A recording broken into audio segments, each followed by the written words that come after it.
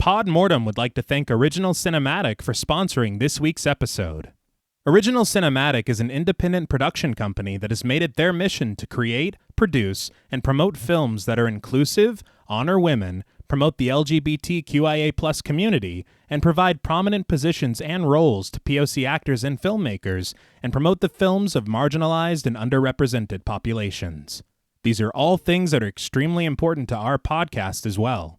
Original Cinematic is currently accepting scripts and treatments. Both William and Xxena Rush are available via email or Zoom to discuss writing and provide input and resources to all aspiring writers, free of charge.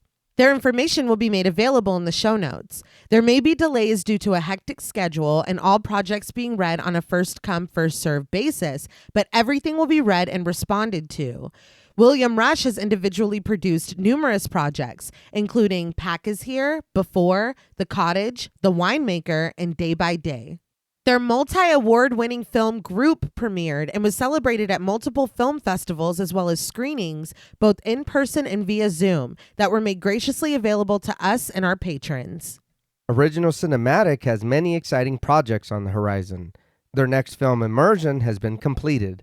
The award-winning Sweetener is in development, Fetish begins shooting in September, and Encore will begin next spring. Their documentary Women in Conversation is slated for a September release, and we are looking forward to each and every one of them.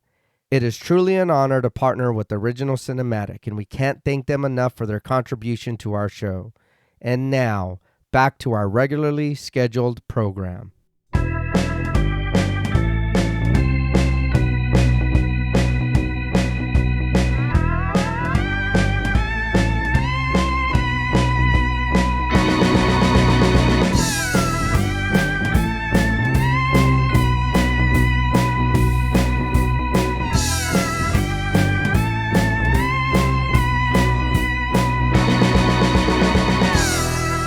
Salutations! Welcome to Pod Mortem. I'm Travis Hunter-Sayapin, joined as always by my co-hosts, my sister and my brother-in-law. Hi, I'm Reneé Hunter-Vasquez. Hi, I'm John Paul Vasquez. This week, we're broadcasting live from the Park West Research Clinic, discussing the 1983 horror film, The Hunger. This film was directed by Tony Scott from a screenplay by Ivan Davis and Michael Thomas, based upon the novel of the same name by Whitley Strieber. Scott's directorial debut offers a sensual and sensationally modern take on vampirism, with an emphasis on atmosphere and anchored by a compelling cast and characters. With impressive production design, masterful makeup effects, scintillating cinematography, and memorable music choices, The Hunger would defy its poor box office performance and critical reception to become a cult classic, still sinking its fangs into horror fans in the 40-plus years since its release. This film was suggested to us by friends of the show, Jessica Hunter, Half Price Horror, Murder Stina, and Jules Sayapina Hunter.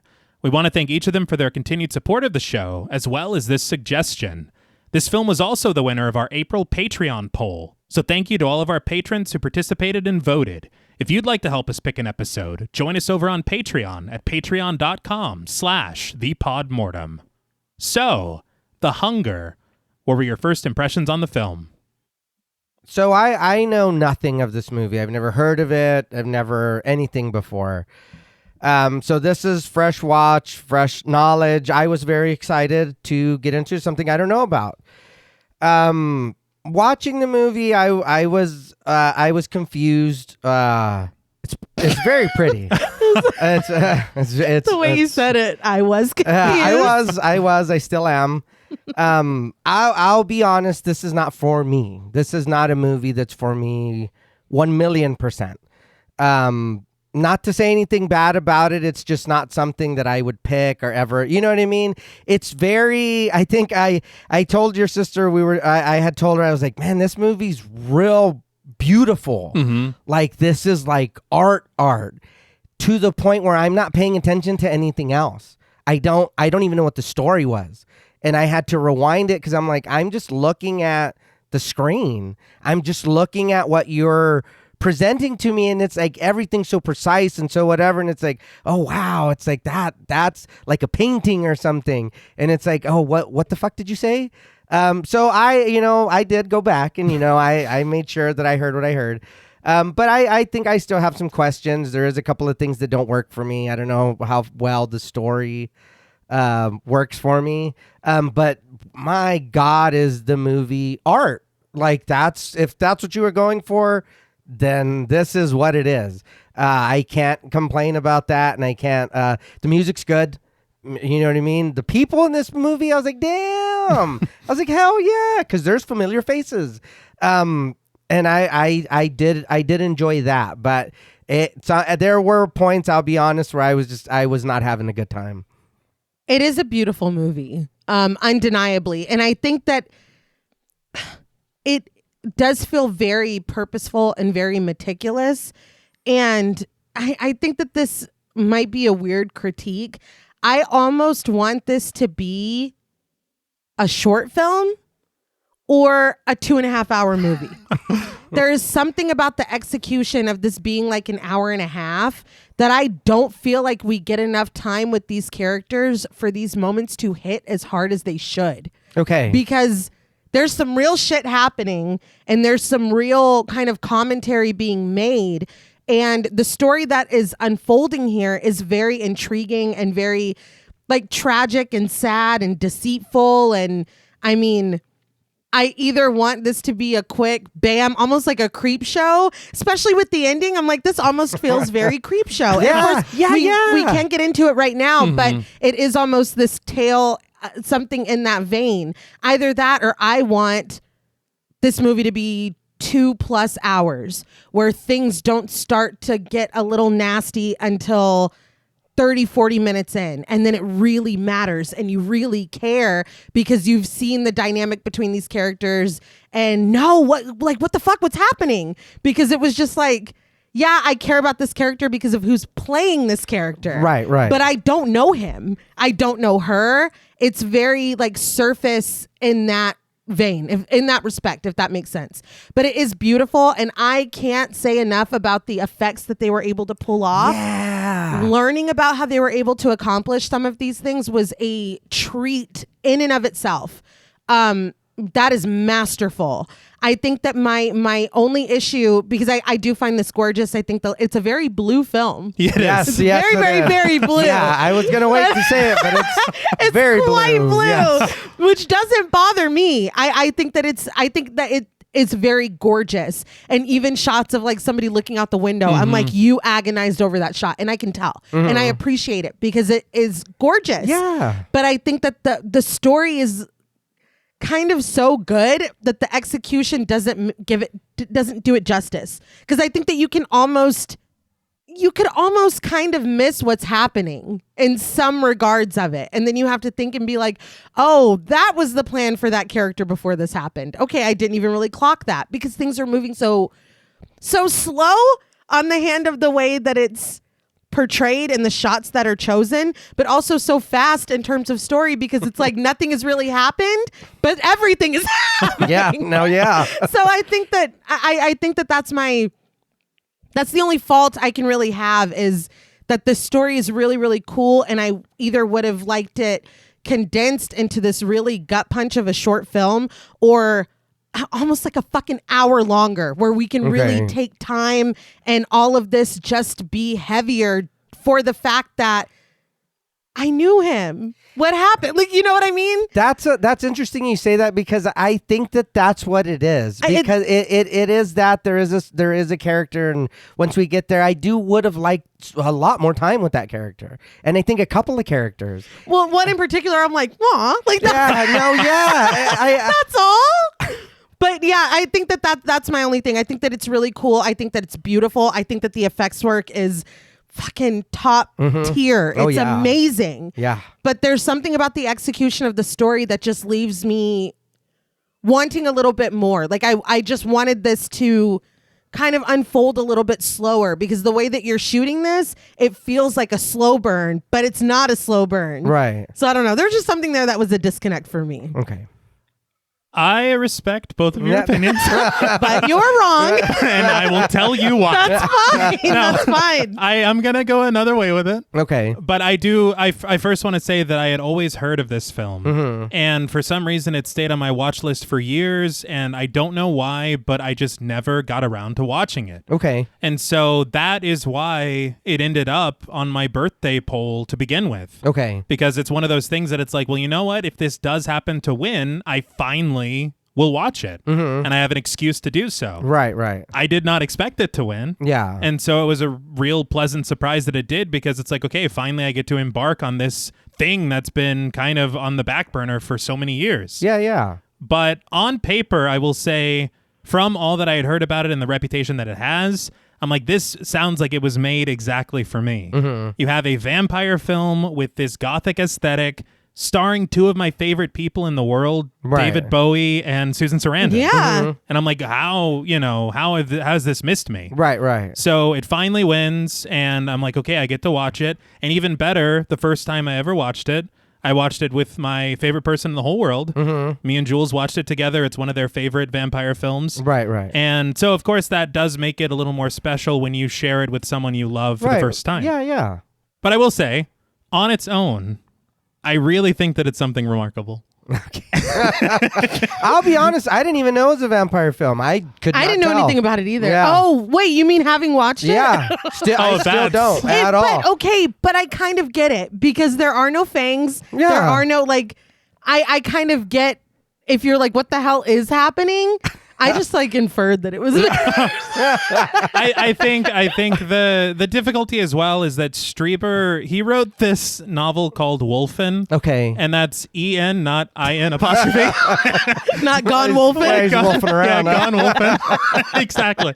And I guess that the creatures in that novel bear similarities to werewolves, but are not werewolves. Okay. And so I think that is something similar going on here, where they have the qualities and so many things tied to vampirism. And so you're like, they are vampires. Okay. Well, they're kind of not. I mean, what we get, if you're going on traditional lore, it's kind of not. I mean, not that we haven't covered films that kind of No. make their own lore and sparkle in sunlight or whatever. Oh, but right. I think that, I mean, but you know what I mean? Yeah. We don't have to go textbook, but I can kind of see if you were like, oh, that was some kind of creature. That was some different. I was like, well, let's see where this leads. I kind of get it. Maybe it is just my understanding and idea of vampires. It entirely screams vampires. It did to me. I just, like I said, I inferred that they were, even though there is kind of evidence to the contrary, but I'm like, nah, there's heavy evidence to that. Yeah, pretty sure. Yeah. Like, nah, they're vampires. They're all so hot. Like, they're vampires. Yeah. That's all it takes, I think. That's it. But I to reiterate, I think the aesthetics are immaculate, and there are so many shots that stay with you simply because of how beautiful they are. Yeah. Like you said, it's almost as if every scene is a painting, and I kept thinking that through especially certain moments where they're a little more pensive and they kind of breathe a little bit. You just take in the framing of the shot and the lighting so much that you're just like, this is incredible. I think that, as you said, the choices in music are really great. I really appreciated this alternating between these classical compositions and this almost like post-punk, like grimy industrial situation. For some reason, they work really well together, and I appreciate it a lot. But on the subject of what I see a lot when this film is discussed, which is to say style over substance, I understand that style does most of the heavy lifting. It does. I understand that completely. Style's back hurts. So, yes, it does, but substance is busy too. Substance is supervising. Substance is on break. No. Substance is like, no, lift with your legs. Your legs.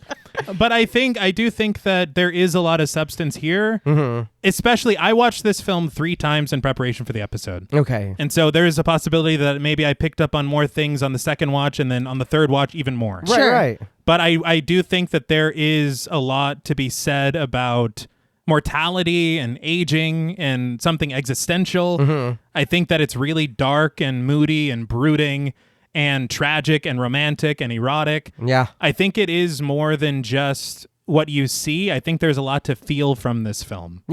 So I do understand, because if you do watch it and you see how much emphasis is put on the aesthetic of it, you could come away with it saying, well, that was where 99% of the attention went. Right. But I think that there is something really compelling about these characters, about their performances. I understand exactly what you're both are saying, and I don't know if it's because of who is playing this character that I wanted more of this character. Yeah. You feel a little wrong. Yeah.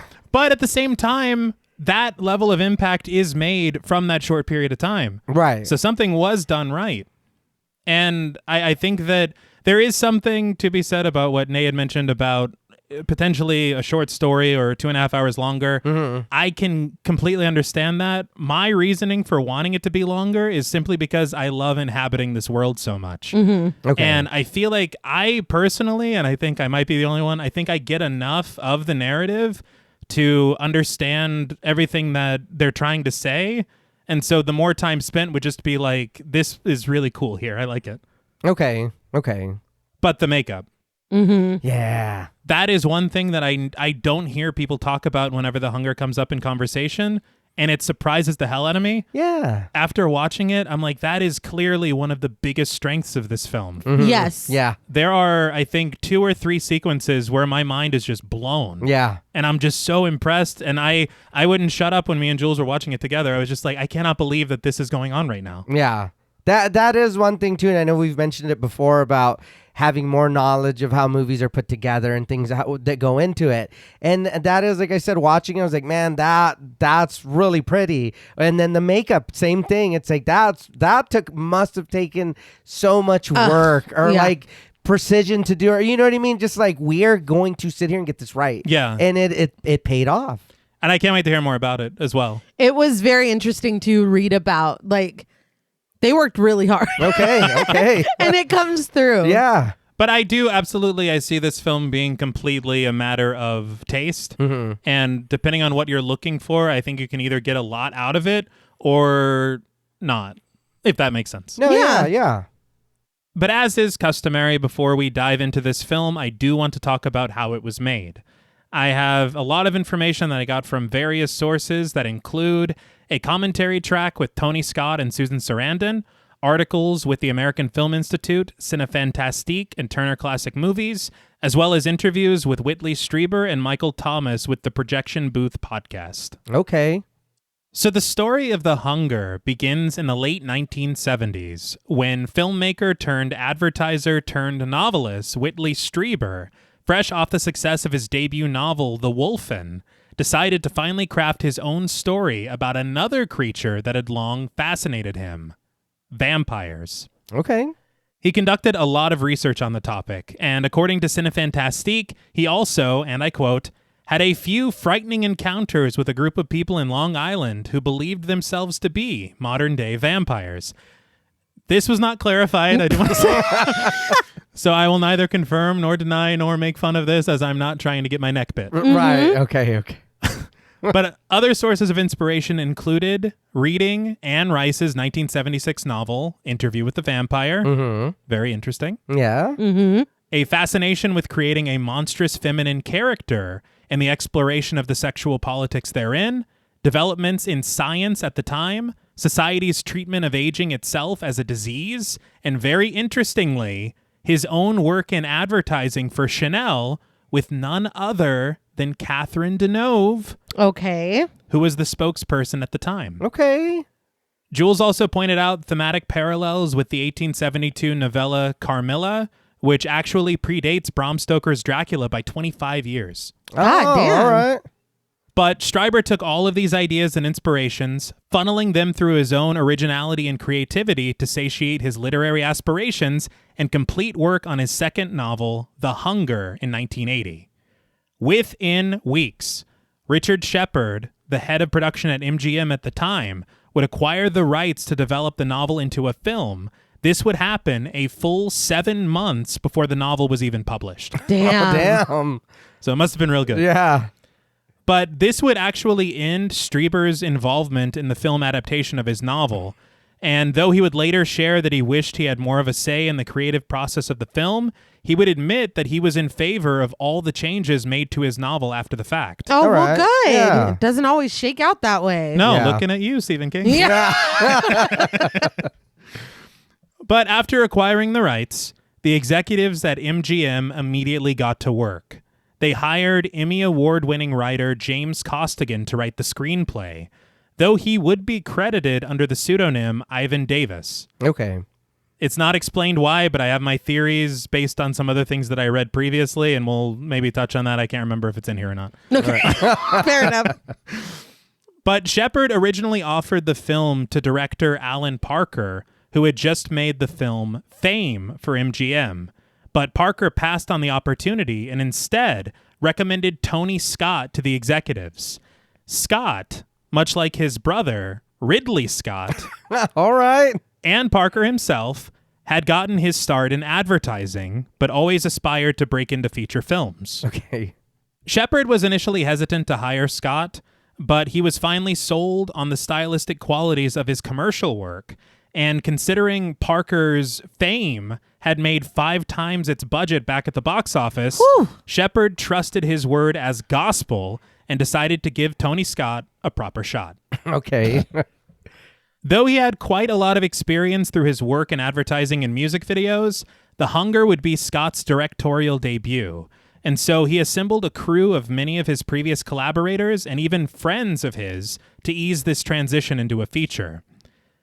After reading the script, though, Scott sought visual and stylistic inspiration from the works of Nicholas Roeg, who interestingly directed The Man Who Fell to Earth, which also starred David Bowie. Yeah. He also... Yeah. Yeah. He also mentioned as some of his inspirations the photography of Helmut Newton, the films of Stanley Kubrick, and very adorably, the films of Ridley Scott. Oh, I love that.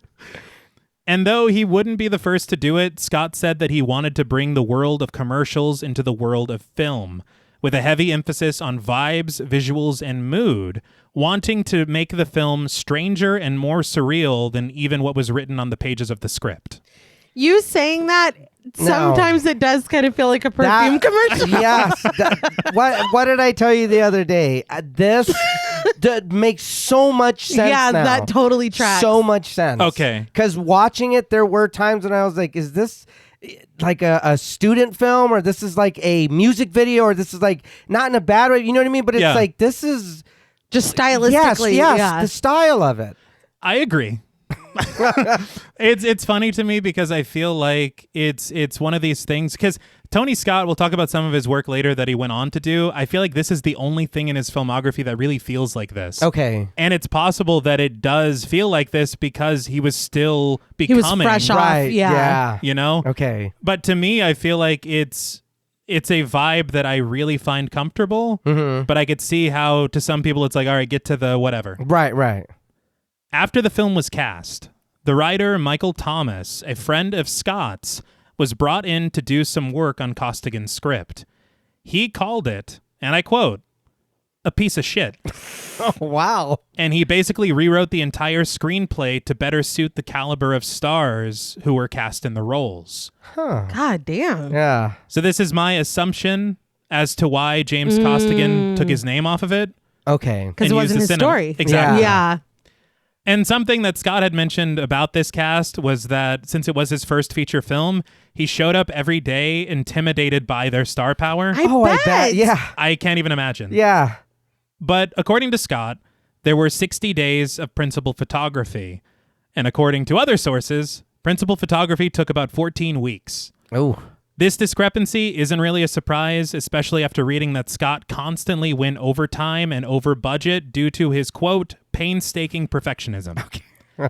And because of this, he experienced immense pressure from producers who throughout the production seemed to lose faith in him, uncertain of what kind of film he was attempting to make.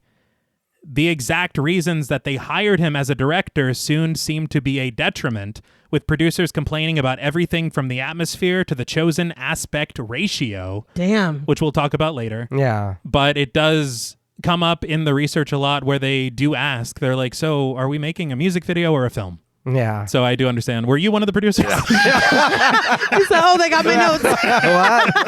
What? But after the production and after the post-production, the film's original release date of February 1983 was delayed due to an X rating from the MPAA. What? And it is for the exact reason you're assuming if you've seen the film. Yeah. But the film was finally released on April 29th, 1983, after some re-editing to appease the ratings board to get an R. Okay. I do not know why censors and the ratings board grow so uncomfortable when it comes to women's pleasure. Yeah, I was going to say I have my theory, but I don't want to say it until we get there. But yeah, it's that. Yeah. Unfortunately, the film did not do well at the box office, making about $12 million against its $10 million budget. Oh. And the critics were not kind. The consensus being that the film was, quote, artsy, esoteric, and self-indulgent, to which Scott would reply, on all accounts, they're right. But I still thought it was an interesting film. Aw. And it is. It is. Scott said that the studios thought for a long time that he could only handle visuals and not performance or story. And so it took him 3 years to get another opportunity as a director when he was hired to helm Top Gun.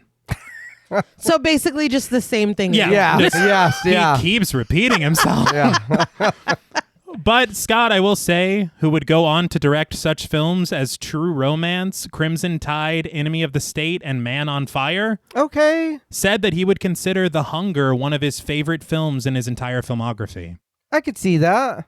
And The Hunger remains a stylistically interesting, refreshingly modern, thematically rich, unapologetically queer take on the vampire mythos. Whether they're vampires or not, we're still... Yeah. But thankfully, time would be kind to the film, with it attaining something of a cult status over the decades, mostly for the exact reasons that the critics weren't into it initially. Mm-hmm. And some might say that this film will live forever and ever. Very good. Very good. Now, before we imbibe on this film's blood, we would like to issue a warning for spoilers. Pod Mortem is a very in-depth podcast, and in thoroughly discussing horror films, we have no choice but to spoil a thing or two. If you don't wish to be spoiled, please go watch the film, then come back and enjoy the show. If you've already seen the film or don't care about spoilers, let's live forever.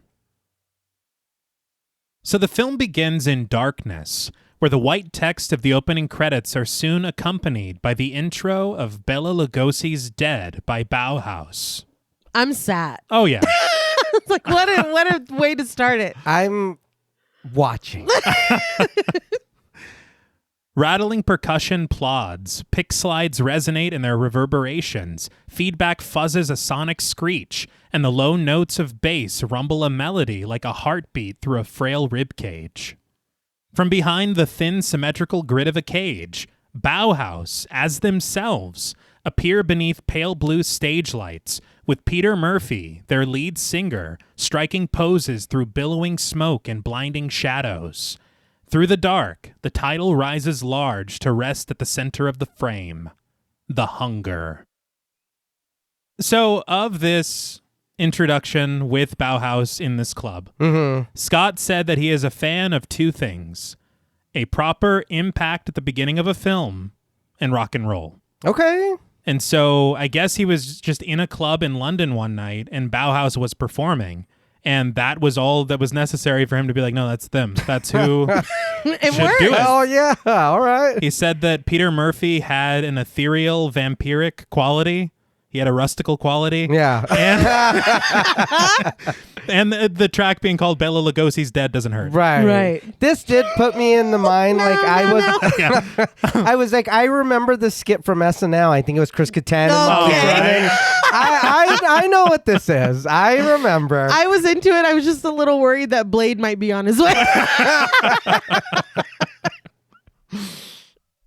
But Murphy bellows the beginning of the verse, lifting the back of his coat over his shoulders like the wings of a bat as he laments the lost Lugosi. But we dip down beneath the stage, where through the crowded club, lights strobe within the dark sunglasses of Miriam Blaylock, played by Catherine Deneuve, her cigarette hovering over her red lips as she surveys the clubgoers who surround her. Catherine Deneuve, she was in The Convent in 95, The Musketeer in 01, and In the Name of My Daughter in 2014. I remember her I know. that episode of Nip Tuck I know. when she was getting the ashes in her implants. I remember. It was actually a beautiful arc. It was. It was. Sean really needed that. I did think it was interesting that Strieber literally said that when he conceived this idea for his novel, it was Catherine Deneuve who was Miriam Blaylock in his mind. Okay. It totally works. Do you want to know? I think maybe it would take some of the mystique away because of the accent and stuff. But a couple of the shots, do you know who I was thinking of? Debbie Harry. Oh, wow. Okay. I was like, she could have done this too. Yeah. But that's it. That's all. All right. Well, call her, see? But right next to her, and staring similarly through his own pair of shades, is John Blaylock, her husband, played by David Bowie. Mr. David Bowie, everybody. Yes. I don't know if I need to introduce Mr. Bowie, but I'm going to. He was in The Man That Fell to Earth, 76, Labyrinth in 86, and the most important movie ever made in the history of man. Zoolander. Right. From 01. I knew you weren't going to be able to restrain yourself. It's Zoolander. Right. I was so excited. The only performance I've ever seen him in a film was Twin Peaks Fire Walk with Me. Okay. And so getting to see him play this character, I knew was going to be such a treat. Yeah. And I feel like he does really, really well. Yeah. I agree. Yeah, he yeah. does. I think that's why after a certain point, I'm like, aw, Yeah. you know? Yeah. But that just shows how good he did. Yeah. Yeah. You miss him. And I miss him in real life, too. Yeah. Yeah.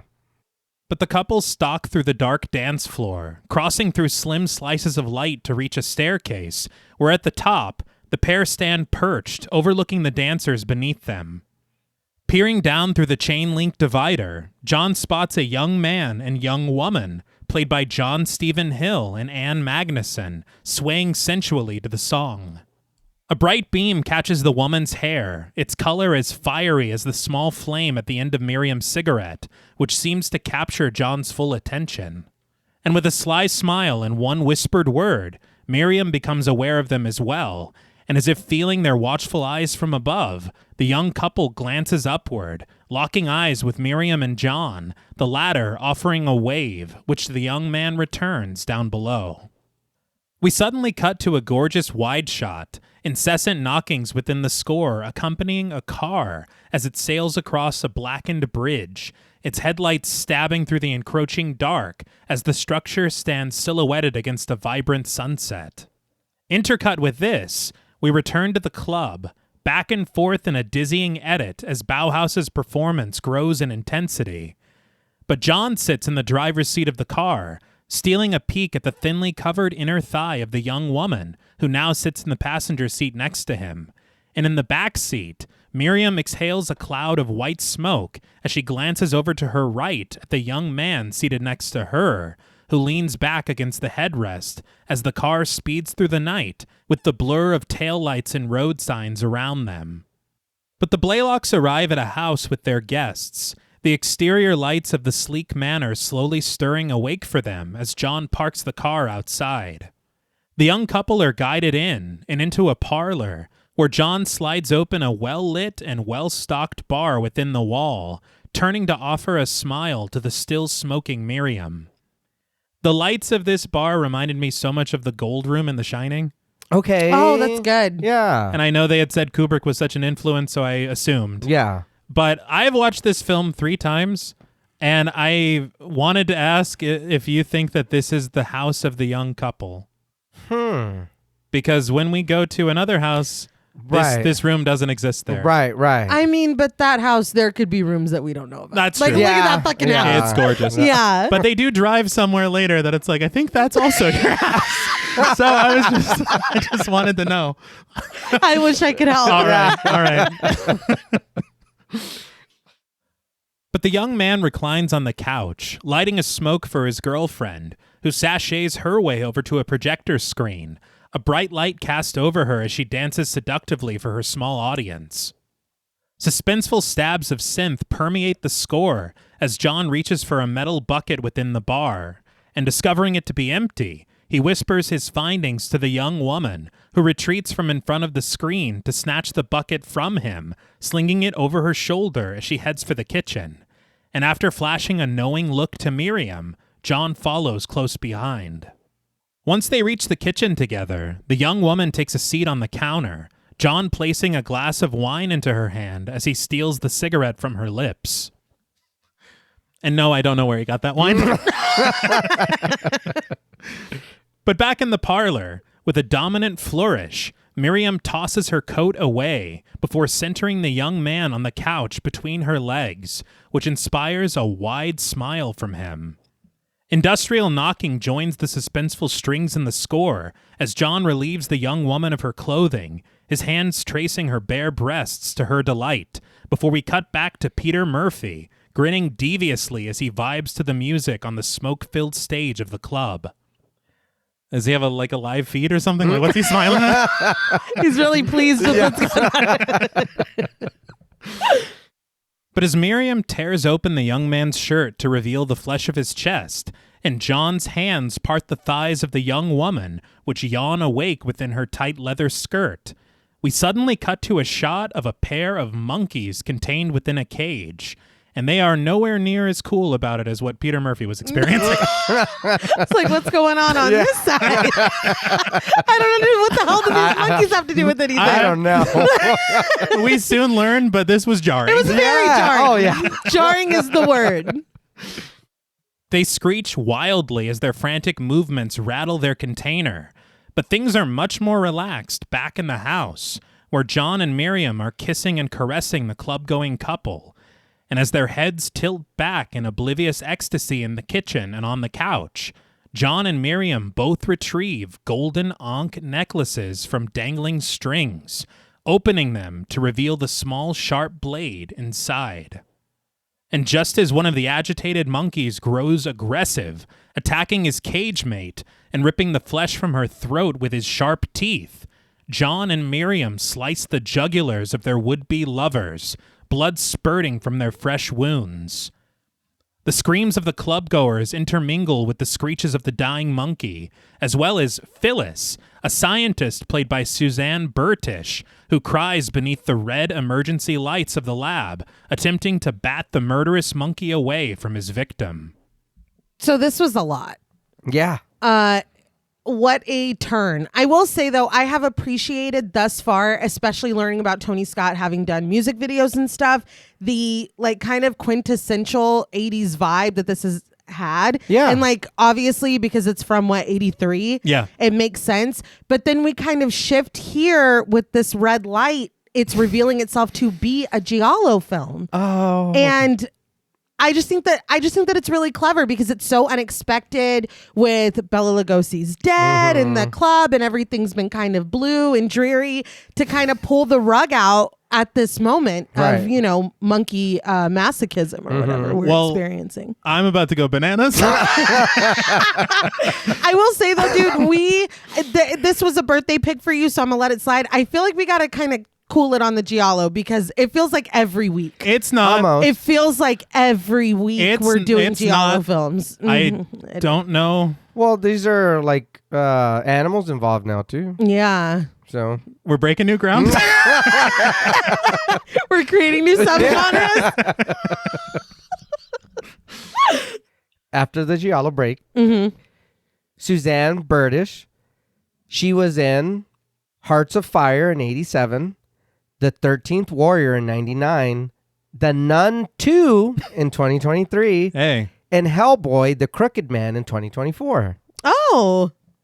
I have to say, firstly, we need to get back into the Conjuring universe. Yeah. It's been, I think, maybe 2 or 3 years. It's been a minute. And from your recommendation, because I've never seen it, we got to get into the Hellboy universe. Oh, yeah. Those are good. And maybe Paranormal Activity. Anybody? Yeah, it's been a while. Yeah, it wasn't talked been a about, while. but Yeah. well, I sure. wasn't. Yeah, why not? Speaking of things we should cover. But back in the house, John and Miriam wash up in the bathroom sink, the blood-covered blades of their Ankh pendants clattering against the porcelain, red spatters marring its pristine surface. John submerges his crimson hands in the sink, the murky water gurgling down the open drain. A pensive piano then plays as the crisp colors of sunrise cascade behind the skyline of New York City, and we spy a familiar car crossing a familiar bridge. But we then return to the research hospital, where Phyllis guides her colleague, Dr. Sarah Roberts, played by Susan Sarandon, over to the cages, expressing her bewilderment at the carnage that she witnessed. Susan Sarandon, we talked about her in The Witches of Eastwick. We did. An icon. Yes. I love her. Just the best. Oh, yeah. What's interesting is she has said that she had worked, of course, with Tony Scott on this, but then she worked with Ridley Scott on Thelma and Louise. And she had said that working with both of them, it's like night and day, their directing styles. But she had mentioned that there was a moment where they were filming this and they had wrapped that scene and finished what they wanted to accomplish. But an idea struck her. And so she asked, she was like, could we try it again, but just do this instead? And they set up everything again just so they could try Susan Sarandon's idea at Scott's direction. Oh, wow. And she was like, that was unbelievable. Okay. From what I've read, that sounds like a unique experience to Susan Sarandon. It's Susan Sarandon. So it's like, yes, ma'am. Yeah. Yes, whatever you say. You got it, boss. And I will say night and day in styles, because she did love working with both of them. Right. It wasn't like Ridley wouldn't listen to shit I said. It wasn't like that at all. But upon discovering the mangled corpse of the monkey, Sarah can barely register her shock. She runs her fingers through her hair. This motion then match cuts to a jovial John in the driver's seat of the car, slicking his hair back as Miriam sits next to him, smoking a cigarette through the thin black veil which hangs over her face. Well, they had a great night. Yeah. And that was a really cool transition. Yes. It was. Sarah smokes as well, unsure of what to make of the savage scene before her. I think that one of the strong suits of this film is the interesting choices in the editing, because there are a lot of sequences like this where they kind of run parallel to each other and maybe offer some insight on what to glean from them, or just the way that they're juxtaposed, you kind of feel maybe a bit discombobulated sometimes because they can be chaotic. Yeah. But I think that it really works. There's a sequence that comes later where we're dealing with John at a clinic that I think is really successful. There was the sequence with their animalistic actions and this monkey in the cage. Yeah. That works really well. And then these really interesting match cuts where Sarah slicks her hair back, John does the same thing, Miriam smokes, Sarah does the same thing. Okay. Well, it almost infers like a connection that isn't there yet, or that they don't even know about yet. Right. Yeah. Right. I will say the editor of this film was Pamela Power.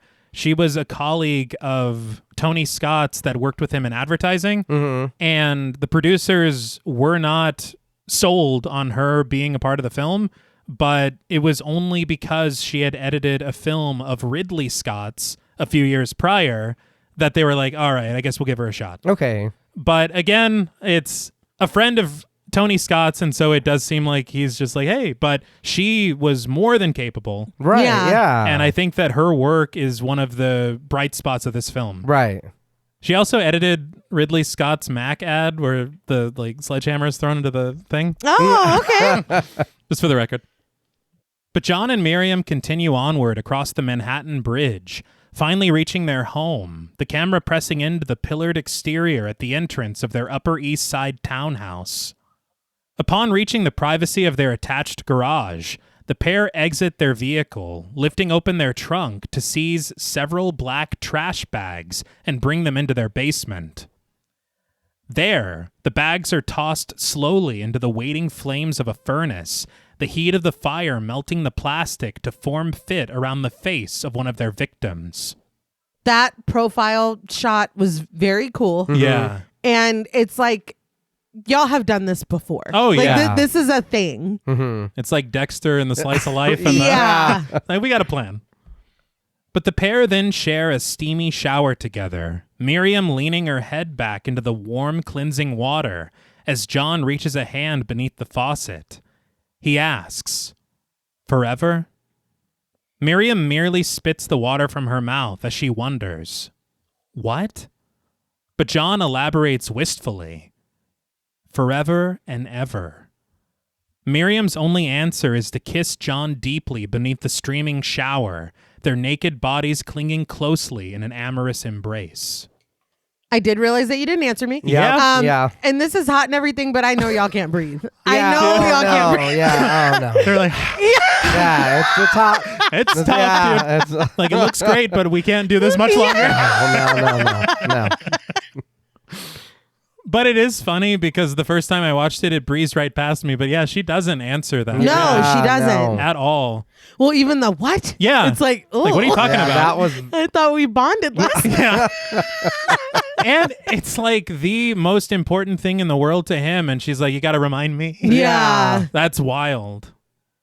But we then crawl through the halls of their lavish home, finding the couple in the soft sheets of their canopy-covered bed.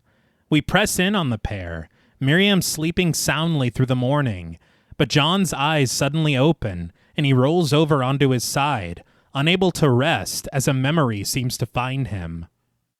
Through a lowly lit dining hall, we peer through the glass, past a long table and marble sculptures, and over to an adjacent parlor, where a woman sits behind a piano, performing a duet with a young man who sits next to her, guiding his bow across the strings of a cello. The pair are dressed in frilled fashions befitting of a century-long past, and as they continue their duet, backlit by rays of sunlight cast through the window and beneath their styled and powder-colored hair, we recognize them as Miriam and John Blaylock. But in the present day, their song still singing within his mind, John rises from the bed, lighting a cigarette and standing forlornly in silhouette between the billowing curtains of the patio door. I'm glad you said that because watching this, the way that it moves, I was like, why is there a band in the next room? I'm trying to sleep. That's a different, like, you guys Trying just to play sleep. so I can go to bed. It It's is, like, wow. it is, shot and edited very dreamlike. Yeah. My observations or my thoughts here were that it's like wistful or like existential or almost like a yearning for what they were maybe when they got together because we don't Right. fully know.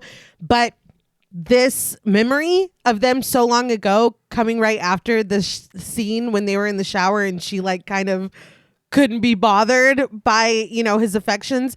I'm like, oh, she's sick of his ass. Yeah. Like, if they've been together this whole time and he's like forever, right? And she's like, fucking, yeah, I guess let's do whatever. Like, I don't want to fucking have this conversation. Like, shut up and kiss me. Yeah, I'm like, oh, like, Okay. kind all of right. provides a little bit of context. But it is very, like, subtle. Yeah. I think that's the thing is that the emphasis is on kind of how gorgeous this memory is as far as what it appears visually. Right. But it may take a watch or two to recognize what is being conveyed here. Yeah. Okay. Because I think, again, when we talk about style versus substance, Right. it's like the substance is there. Yeah. But It's really pretty. yeah, It is very pretty. And he seems so sad. Yeah. Because it's just like, what's wrong? Because it feels like you guys have adapted very well. You were at a fucking cool ass 80s goth club, bringing people home, eating them, whatever the fuck they'll do. Hey. And now you're all sad. Yeah. Like, Yeah. I'm like, what's going on? I thought it was a double thinner situation, but it was not. Yeah. It was not. It was No. not.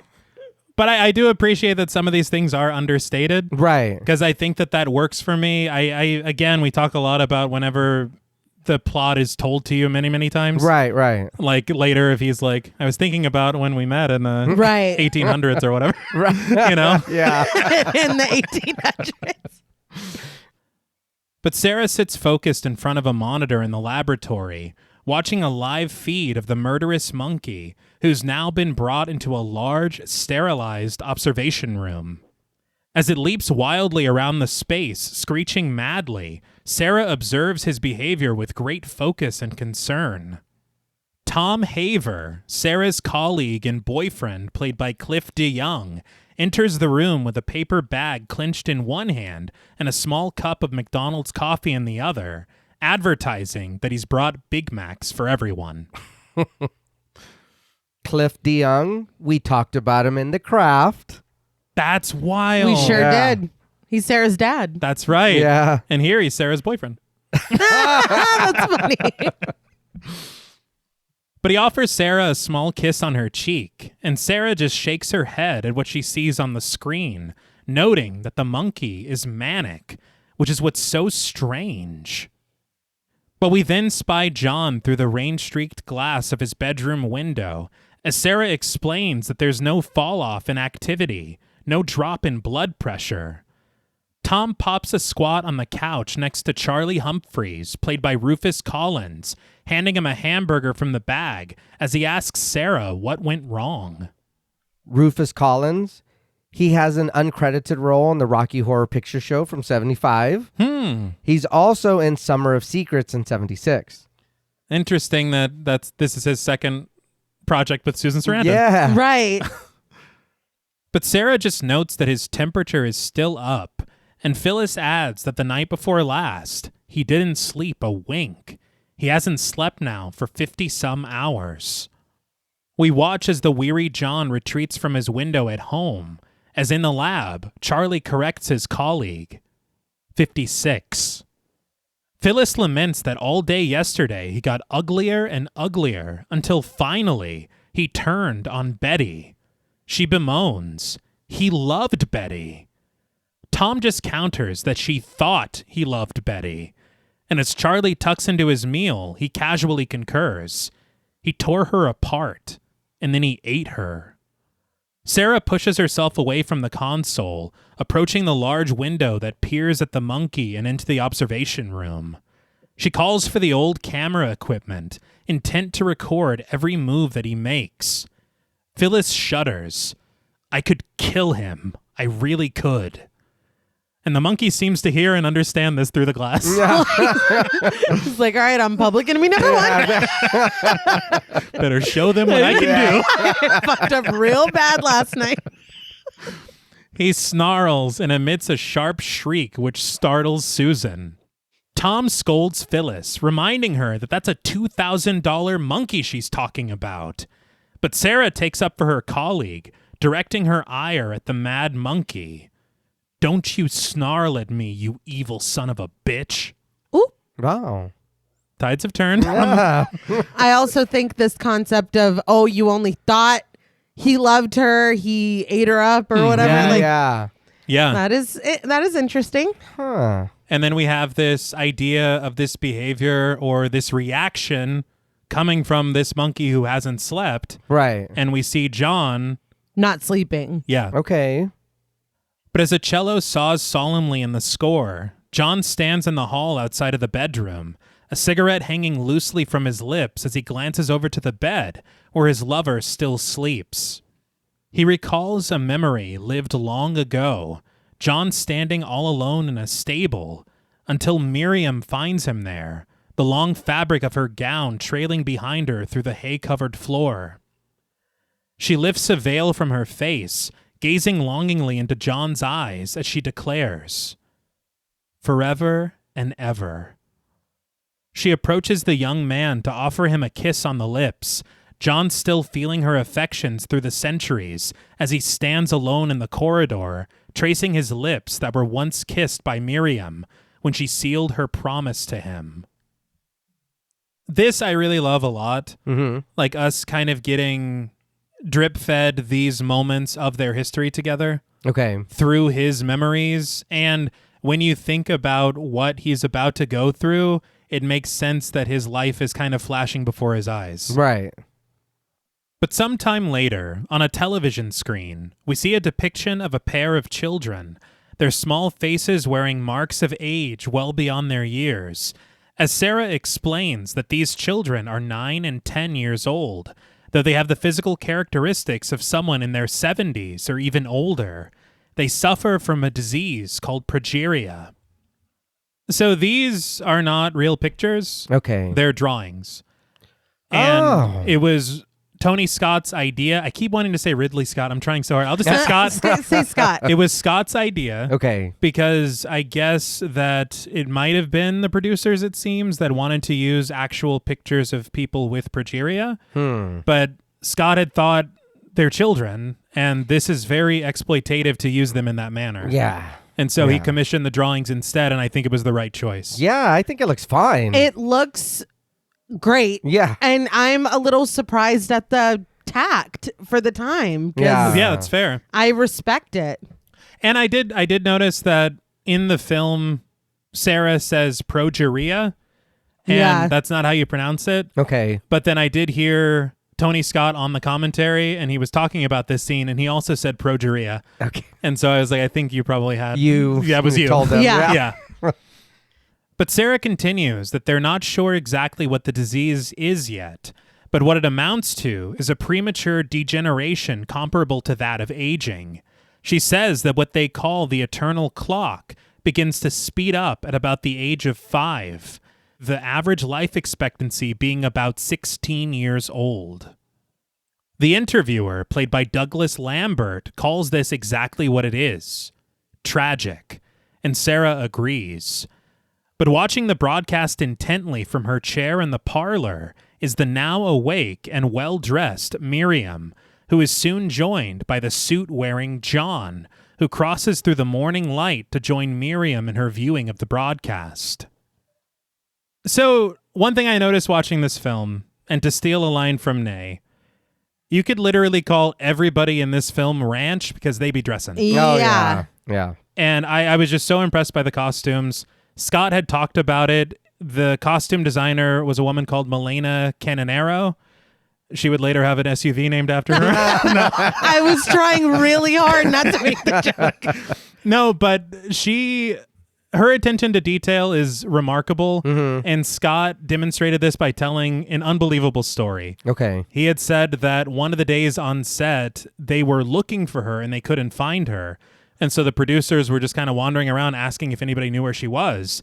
And it was the first AD who told them that she had just flown to Rome on her own dime because she wanted to get materials for a handkerchief for David Bowie to wear in his pocket.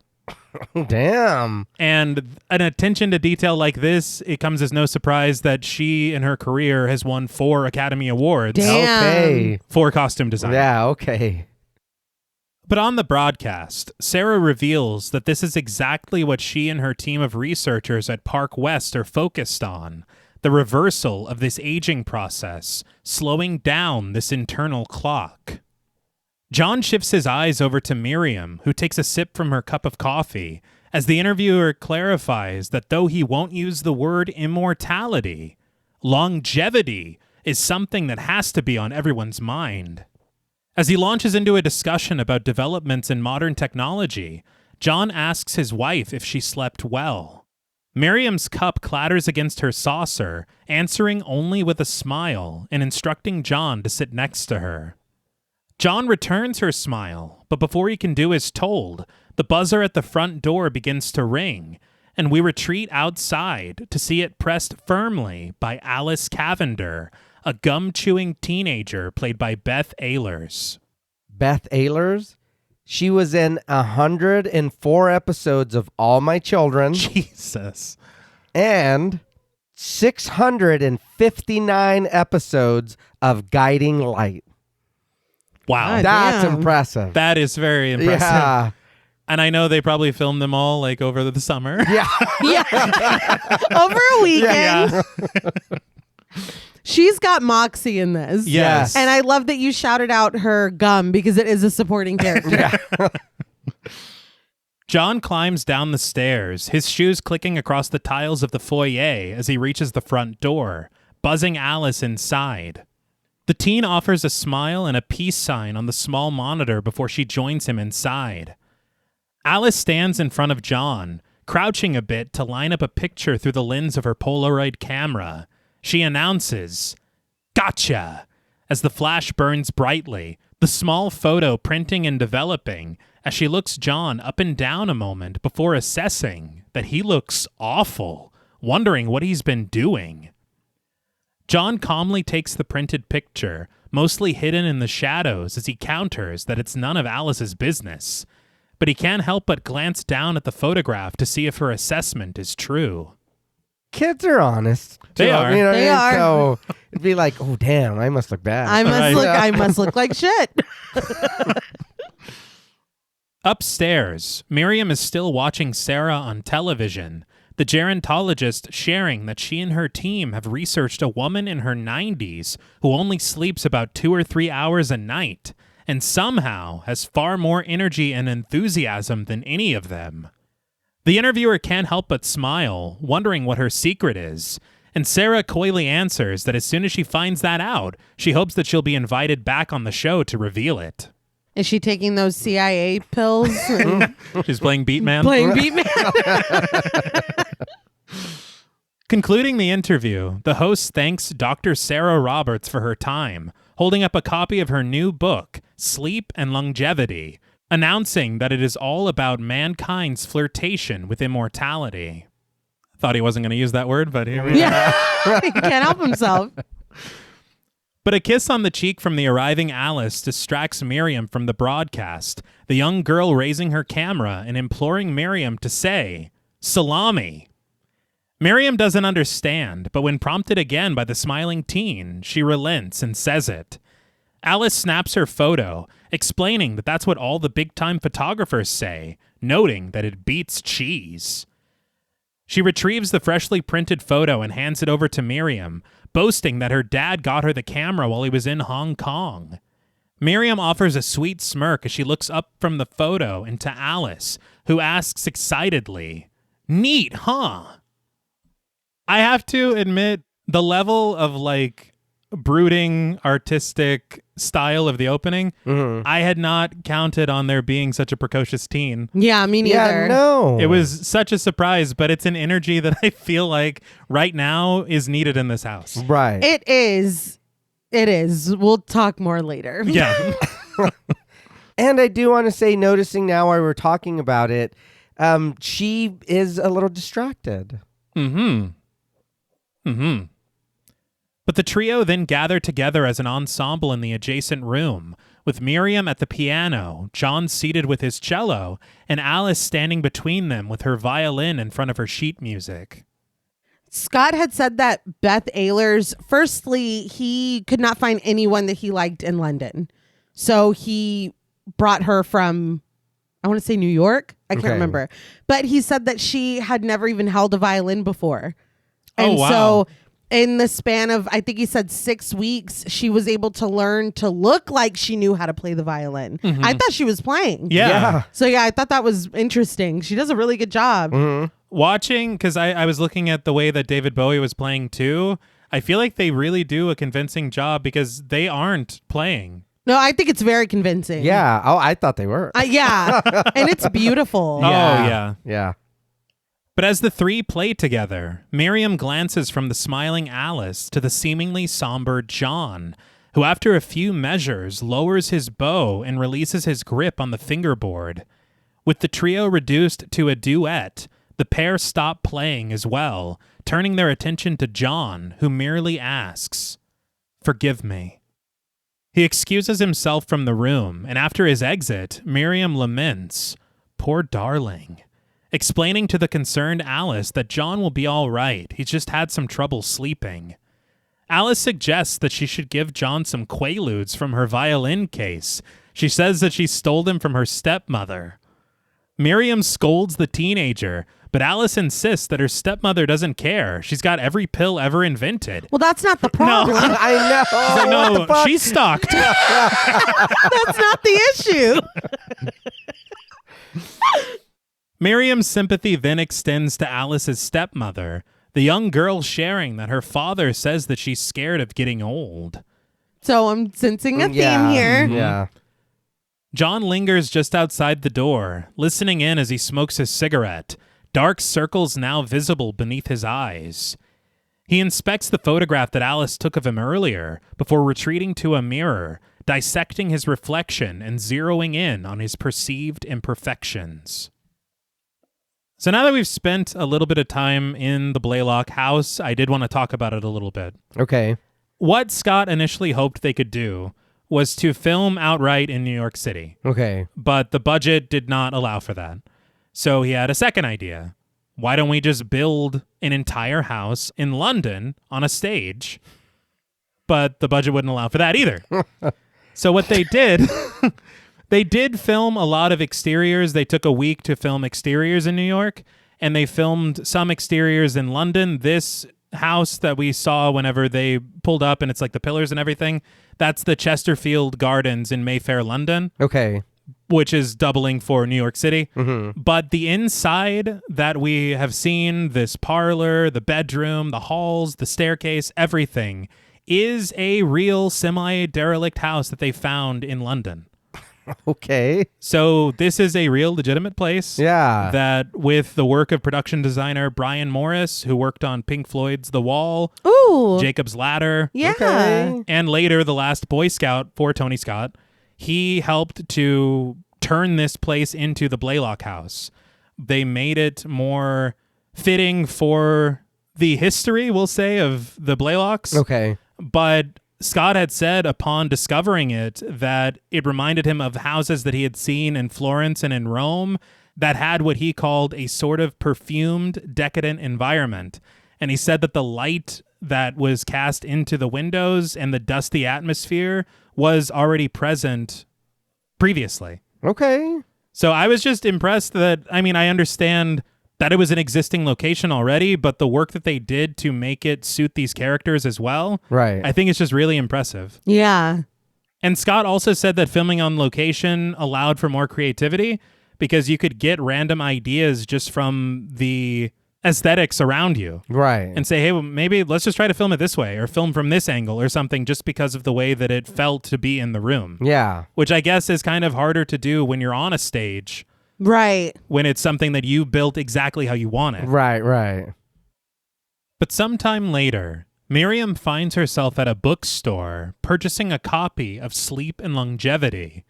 But through a small television behind the counter, she sees Sarah on the screen, sitting at a table and surrounded by elderly patrons.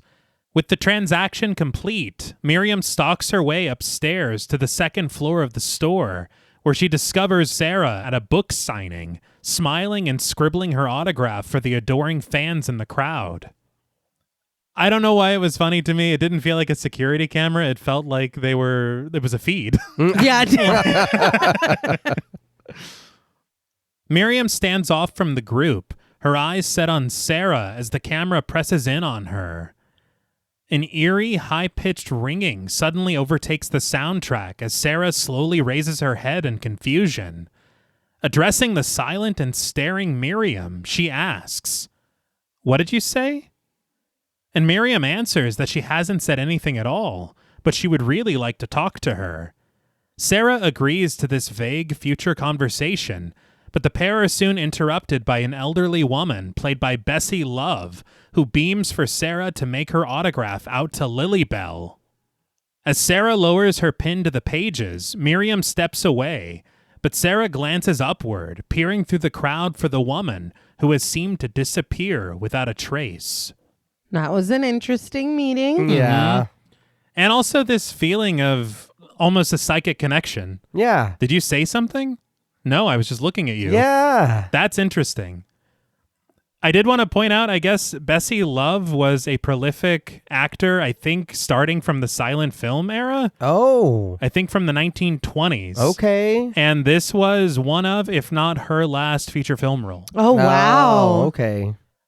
But to your point about it being this very interesting encounter, watching it the first time, I, of course, had an idea of what I thought Miriam was trying to do. Watching it the second time, I feel like her intentions could be something else. Okay. I totally agree. Okay. But later that day in their bedroom, John sits right in front of the television, and from a distance, it appears he's very into an episode of Tom and Jerry. He's like, I'm not old, I'm a little boy. I'm actually a child. But it's funny because he has these cartoons on, but he still looks so forlorn. He like does. Yeah. It's like, dude, put on some like The Cure, The Smiths or something. Cry it out. But Miriam has made her way to the Park West Clinic, pushing through the revolving door to enter the lobby and cross over to the front desk, where an uncredited receptionist directs her to the research center on the 11th floor to speak to a Dr. Humphreys. She continues onward, her shadow stretching across the hall until she suddenly stops, the light of an adjacent room cast in slits through the blinds of a patient's window. This cinematography in this whole film is very gorgeous. This reminded me a lot of old noir films. Okay. But like we were talking about earlier, where so many shots just feel almost as beautiful as paintings. Right. It didn't surprise me to learn that Tony Scott, his first artistic endeavors were painting. Okay. But I did want to talk a little bit about the cinematographer, as a guy called Stephen Goldblatt. And he actually went to film school with Tony Scott. All right. And this was his second film through a long filmography. He would actually go on to shoot Lethal Weapon and a lot of other films. Okay. And a lot of other films. Yeah, so again, versatile. Yeah. All right. But interestingly, Scott was his director of photography on his graduate film in film school. That's Okay. But he had said that his intention was kind of borrowing from Kubrick and Ridley Scott as far as the lighting was concerned. But the very interesting thing to me was they chose to shoot on anamorphic, which angered the studio, because rather than letting the film be what it is and letting the artists choose how to convey what they want, they were just thinking about how difficult it would be to reformat the film for it to play on television. Oh, wow. That's crazy. So they weren't concerned about the people turning into animals? They're like, that's gonna happen. If it's gonna happen, it's gonna happen.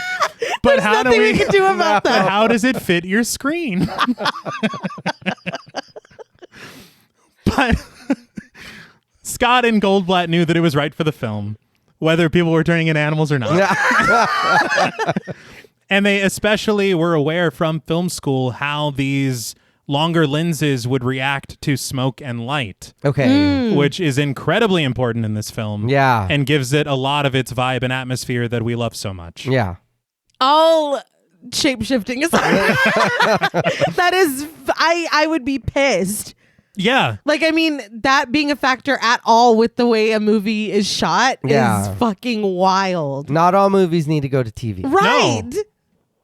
But Miriam spies an uncredited patient climbing into his blankets, which is intercut with a shot of John lowering himself onto the mattress of their canopy bed at home. As Miriam continues down the hall, we hear her eventual meeting with Charlie in the laboratory, the scientist introducing himself to her as a blood analyst. When Miriam inquires as to whether or not there's a relationship between blood type and aging, Charlie answers that this is something that they're looking at. They're looking at everything, which is why they're here. He shares that his suspicion would be what kind of blood you have affects how much you sleep, how deeply, and how you sleep affects how you age. We watch as Miriam reaches another reception desk in the research area, the uncredited man behind the counter directing her to Charlie's office, where their conversation is already in progress. I thought this was a very interesting choice. Yeah. No, it was. It's like, get it started. Yeah. It's like warming up the car before you. I also wanted to point out it's very small, but I love that like lizard brooch that she's wearing. Okay. It's very cool. Yeah. She is a bit of a sneaky snake. She is. So I think we're trying to say she's cold-blooded. Yeah. And that is accurate. But after Miriam refuses the offer of a cigarette, which was shocking to me because that's like... Yeah. She lives off of those things. Charlie supposes that they could guess or hypothesize that certain blood disorders and tissue deficiencies result in a rapid degeneration similar to the symptoms of accelerated aging. He says that they have results here with monkeys speeding up the biological clock, but as he settles into a seat behind his desk and across from Miriam, he states that they are a long way from turning it back. And as he lights up a smoke, he admits, "We can't quite promise you everlasting life." But the following morning, John sits in a chair in the parlor, his fingers absently combing through his hair as he watches another episode of Tom and Jerry. He's binging it, I guess.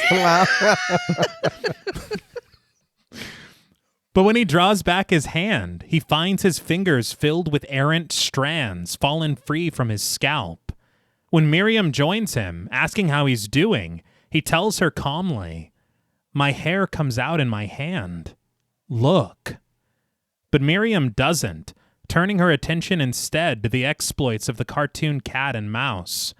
But John shares that he's been reading Sarah's book, wondering to himself why these books are always so badly written. But before John can get his hopes up, Miriam tells him that she's been there herself, and they don't know anything. They're only guessing.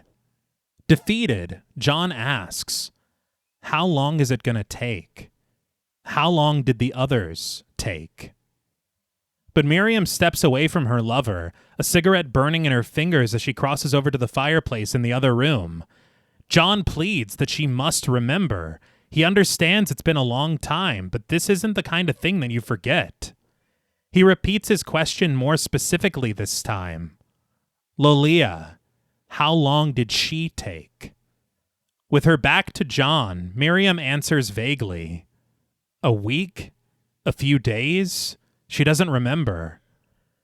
She doesn't give a fuck. Yeah. Like, Yeah. I mean, Yeah. he's even like, "Look, like my hair's coming out in a clump." And she's like, "Damn, that mouse got that guy again." It's like, why do we never see their mom's face?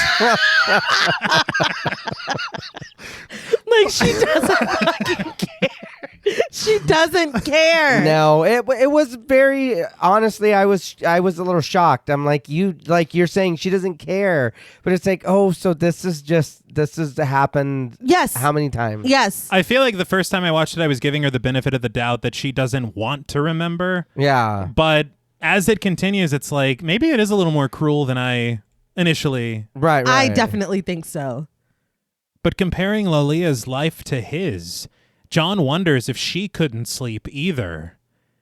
Miriam recalls that Lolia fed, but she couldn't sleep. John, standing a blur behind Miriam, demands to know. And the one before that? But through a puff of smoke, Miriam laments that it's the same. It's always the same. She prayed that she would never lose John, but she knows what's happening to him now. She says that she lives with suffering again and again.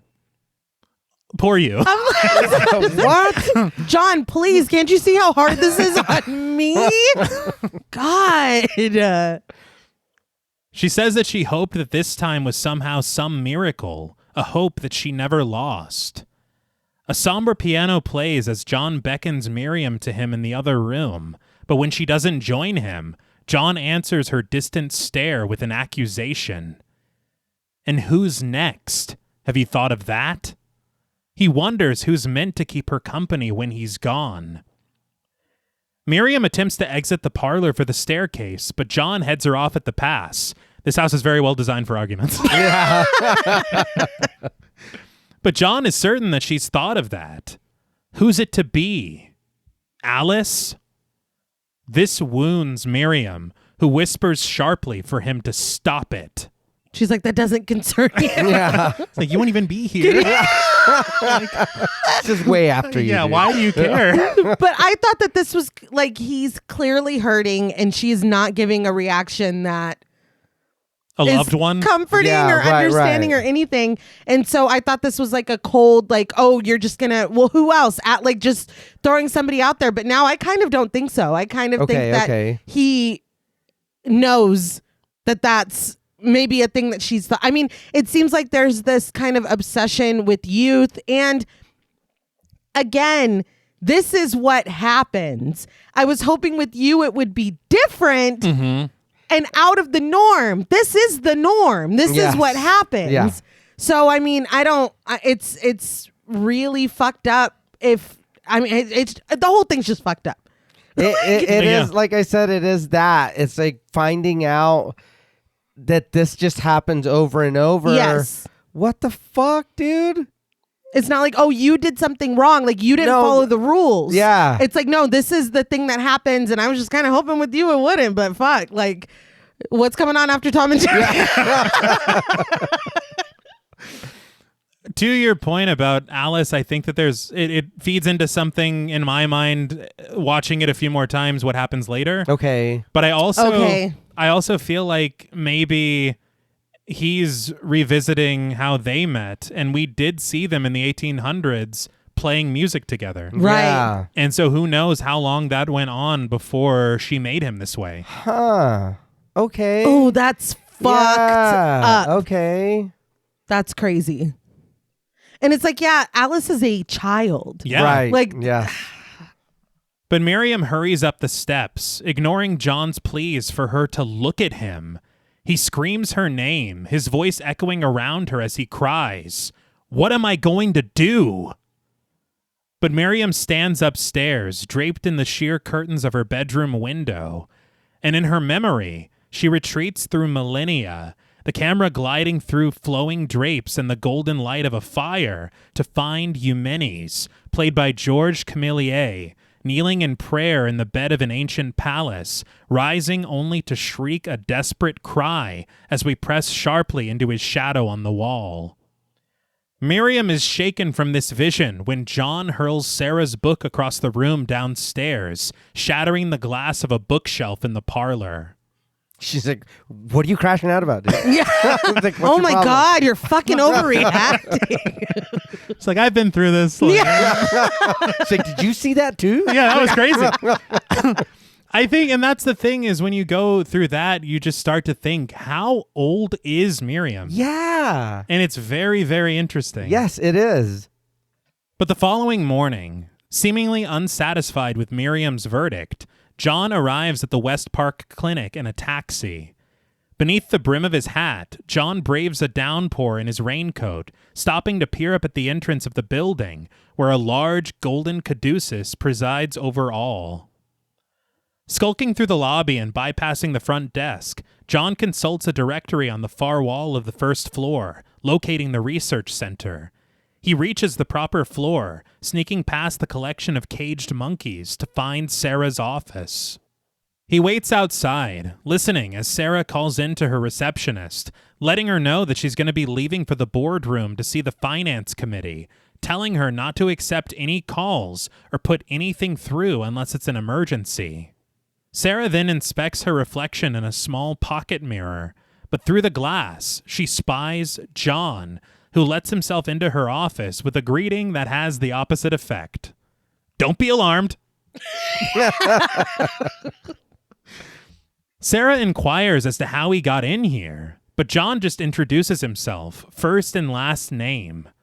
Sarah politely explains to Mr. Blaylock that this is a restricted area and that he isn't allowed back here. But John removes his hat, setting it on her desk as he steps closer to her. He tells Sarah that he's been reading her book, though he won't lie, he hasn't read it all. It is very poorly written. Yeah, he did say that. But Sarah promptly snags John's hat, handing it back to him and shuffling through her papers, telling him that she's on her way out. But John persists. It says somewhere that age is a disease that can be cured. He asks if Sarah believes that, and Sarah answers that she does, but she tells John that she's very late for a meeting on another floor. John just steps in front of her, begging for her to look at him. He holds his hand out in front of her, asking how old she thinks he is.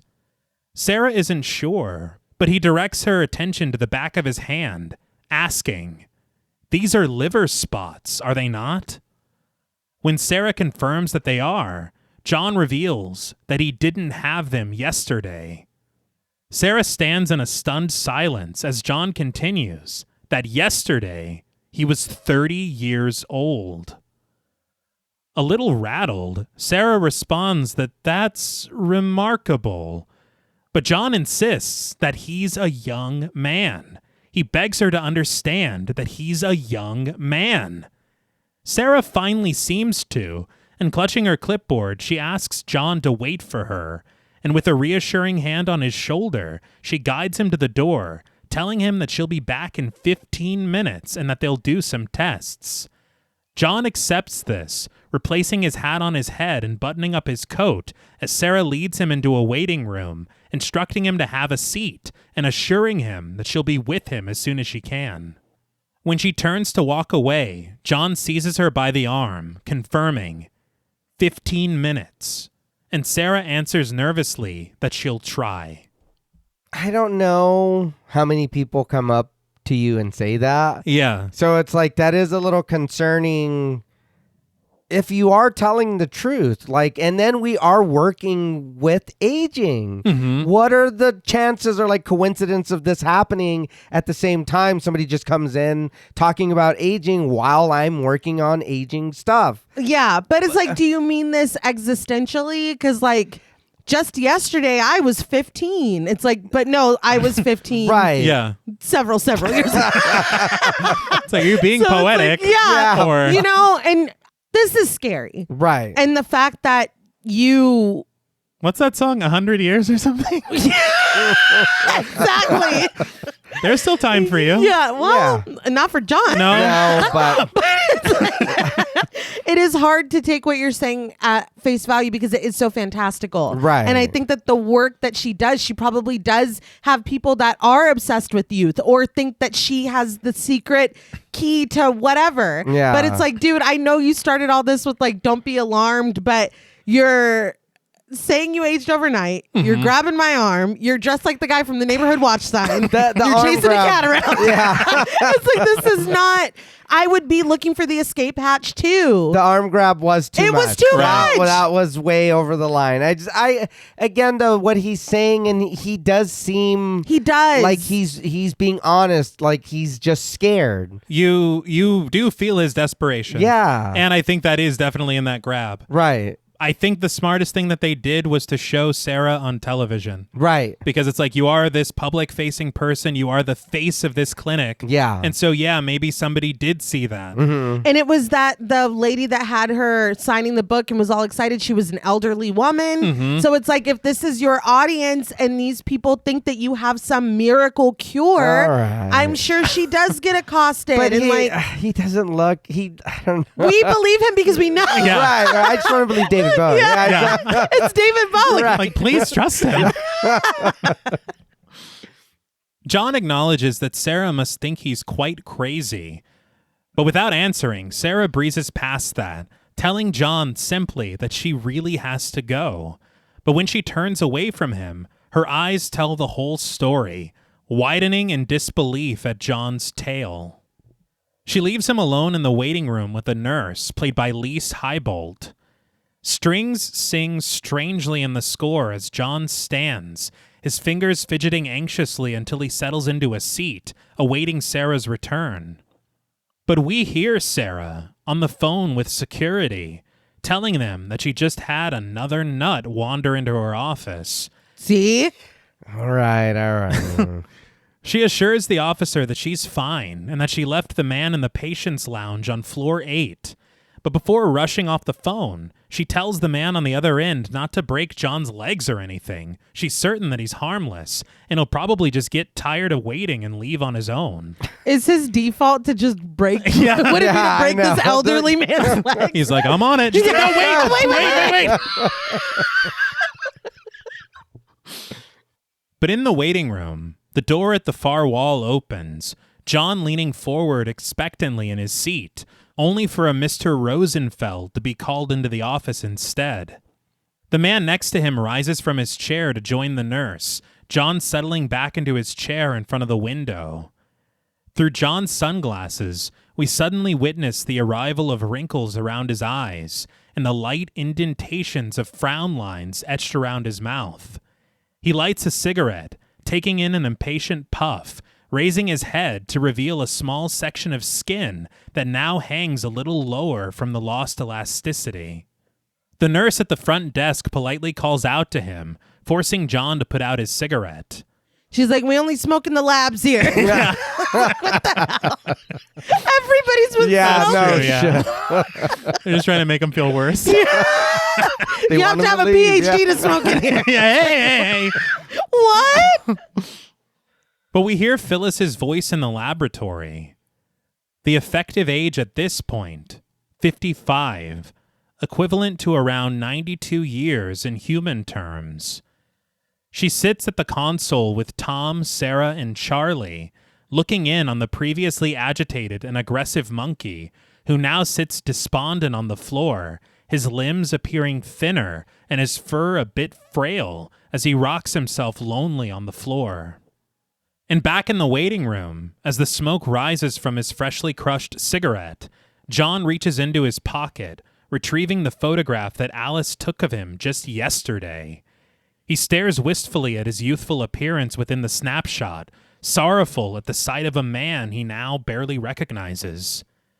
But back on screen in the lab, the monkey crawls weakly across the floor, Sarah explaining that the animal is in its 70th hour here, where the first degenerative changes were visible. As the animal staggers across the tiles, Charlie explains that the decay starts accelerating here. And when Phyllis adds that the monkey's age is accelerating 5 years per minute, Tom can only respond, Jesus Christ.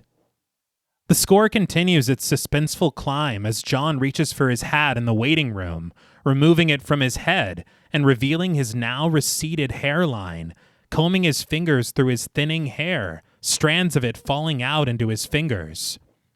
But back in the lab, the scientists sit reviewing the footage, Tom wondering the results of a blood draw that he sees Charlie taking on the tape.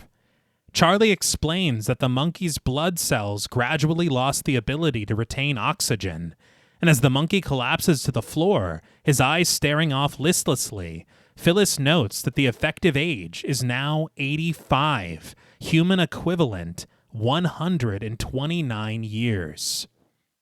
John still sits waiting for Sarah, the skin of his cheeks now sunken, his hair thin wisps at his scalp, and a fine fuzz covering his now wrinkled chin. But on screen, the monkey's slow crawl suddenly ceases, Sarah announcing the termination of all signs of life. The footage gives way to static as the camera changes angles, Charlie urging his colleagues to watch this. Resting lifeless on the floor, his eyes a milky white and his mouth agape, the monkey's fur and flesh start to disintegrate, withering away into nothing, his face, his torso, his limbs, all collapsing as his cells die away, leaving nothing behind but his crumbling skeleton, which rests in pieces within the rubble of his body. The footage gives way to static. This is so sad. Yeah. And so horrifying.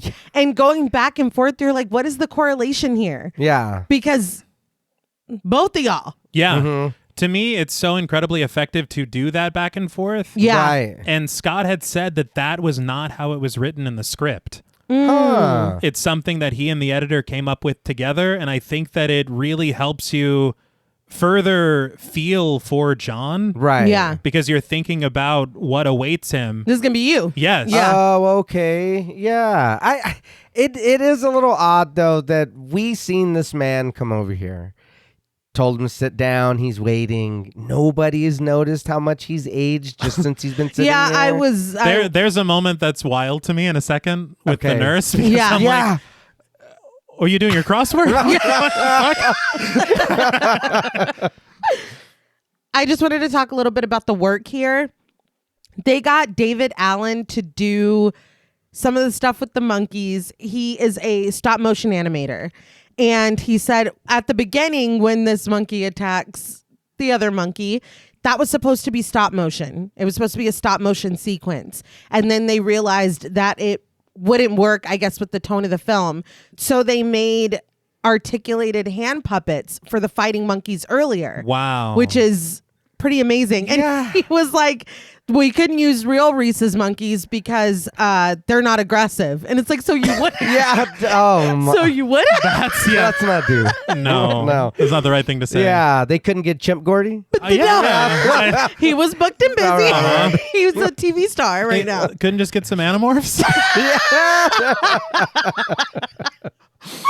But to talk about this here, he said that he needed a rhesus monkey skeleton to build upon to do this.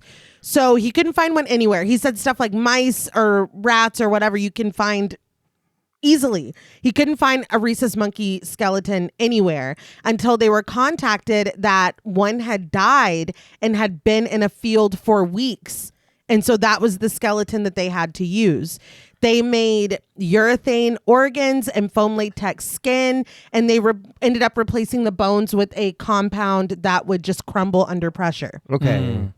But he said that they utilized several sculpted faces for the close-ups. David Allen made these thin strips of lead to put beneath layers of foam latex skin to peel them back, and they're kind of just dying away layer by layer. He warmed the urethane intestines with a heat gun to cause them to shrivel up. He put a lot into this sequence that was a lot longer and a lot more extended, and was devastated to get the call that they had cut most of it. Oh. And he, from the time of that interview, had never watched the film because of that, because he had put so much into it, and they were like, almost nothing remains. But we've talked about David Allen recently because he was also hired as a stop motion animator on The Howling. I knew it. Oh, where damn, he also dude. created an extended sequence of the werewolves in the barn. Yeah. That was also cut, except for one frame that is in a dissolve. Which is jarring. Yes. Which is it is. Which is jarring. But this was a quote from him at the end of the interview that I read. It seems to be a sign that you're working in a big budget picture when they don't use your work or throw away half of what you do. Oh. So it was like, crazy. God damn it. Yeah. I know. Yeah. Bummer. But what we got was still good. Yeah. I still would like to see what he had made because it sounded really cool and like he had put so much into it. But yeah. once again, his work did not make it to our screens. That's a shame. Yeah. I was very impressed by what is on screen. It looks though. great. Oh, yeah. And you know, of course, that it's stop motion, but you are just so transfixed on this disintegration. Yeah. Yes. It looks incredible. Mm-hmm. But John's mind wanders as he continues to wait for Sarah, and it takes a few calls from the nurse for his focus to return to him. When she asks if he'd like a cup of coffee, John's eyes dart over to a clock at the far wall, and realizing how much time has passed, he rises sharply from his seat, returning his hat to his head and marching out into the hall. And that was the moment where I was like, why isn't the nurse? Yeah. She's like, and your son was here, I think, earlier.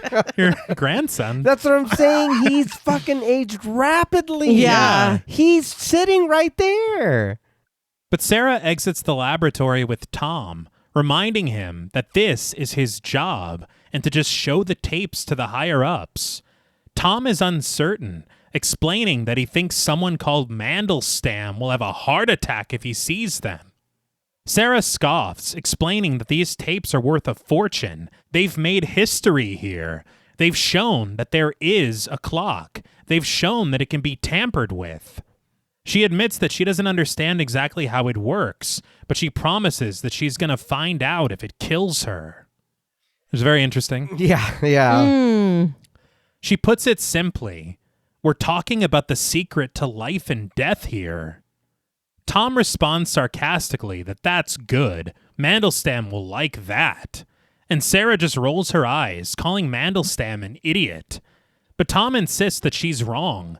No one with $500,000 to give away is an idiot.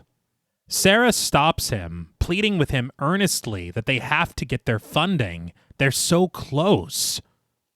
Finally, and reluctantly, Tom accepts the tapes from Sarah, agreeing to show them to Mandelstam, which earns a bright smile and a kiss on the lips from Sarah. What the hell was the holdup? I don't care about Mandelstam and his worries or his, whatever. This is the craziest thing that I've ever seen on tape. Yeah. Yes. And if we're going to get funding to continue this research, I think this is the ticket. Oh, yeah. And if Mandelbaum dies, he dies.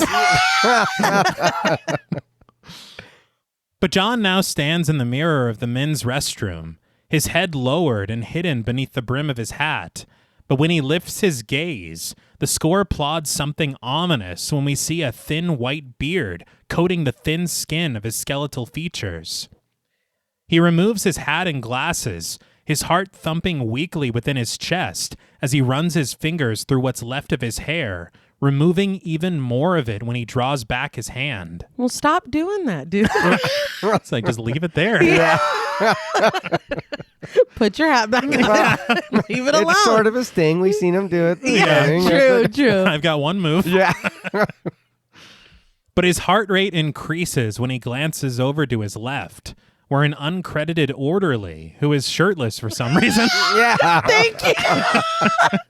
That is my question. Yeah. He splashes his face with cold water at the sink. He's like, this is the dressing room, dude. What are you doing? Yeah.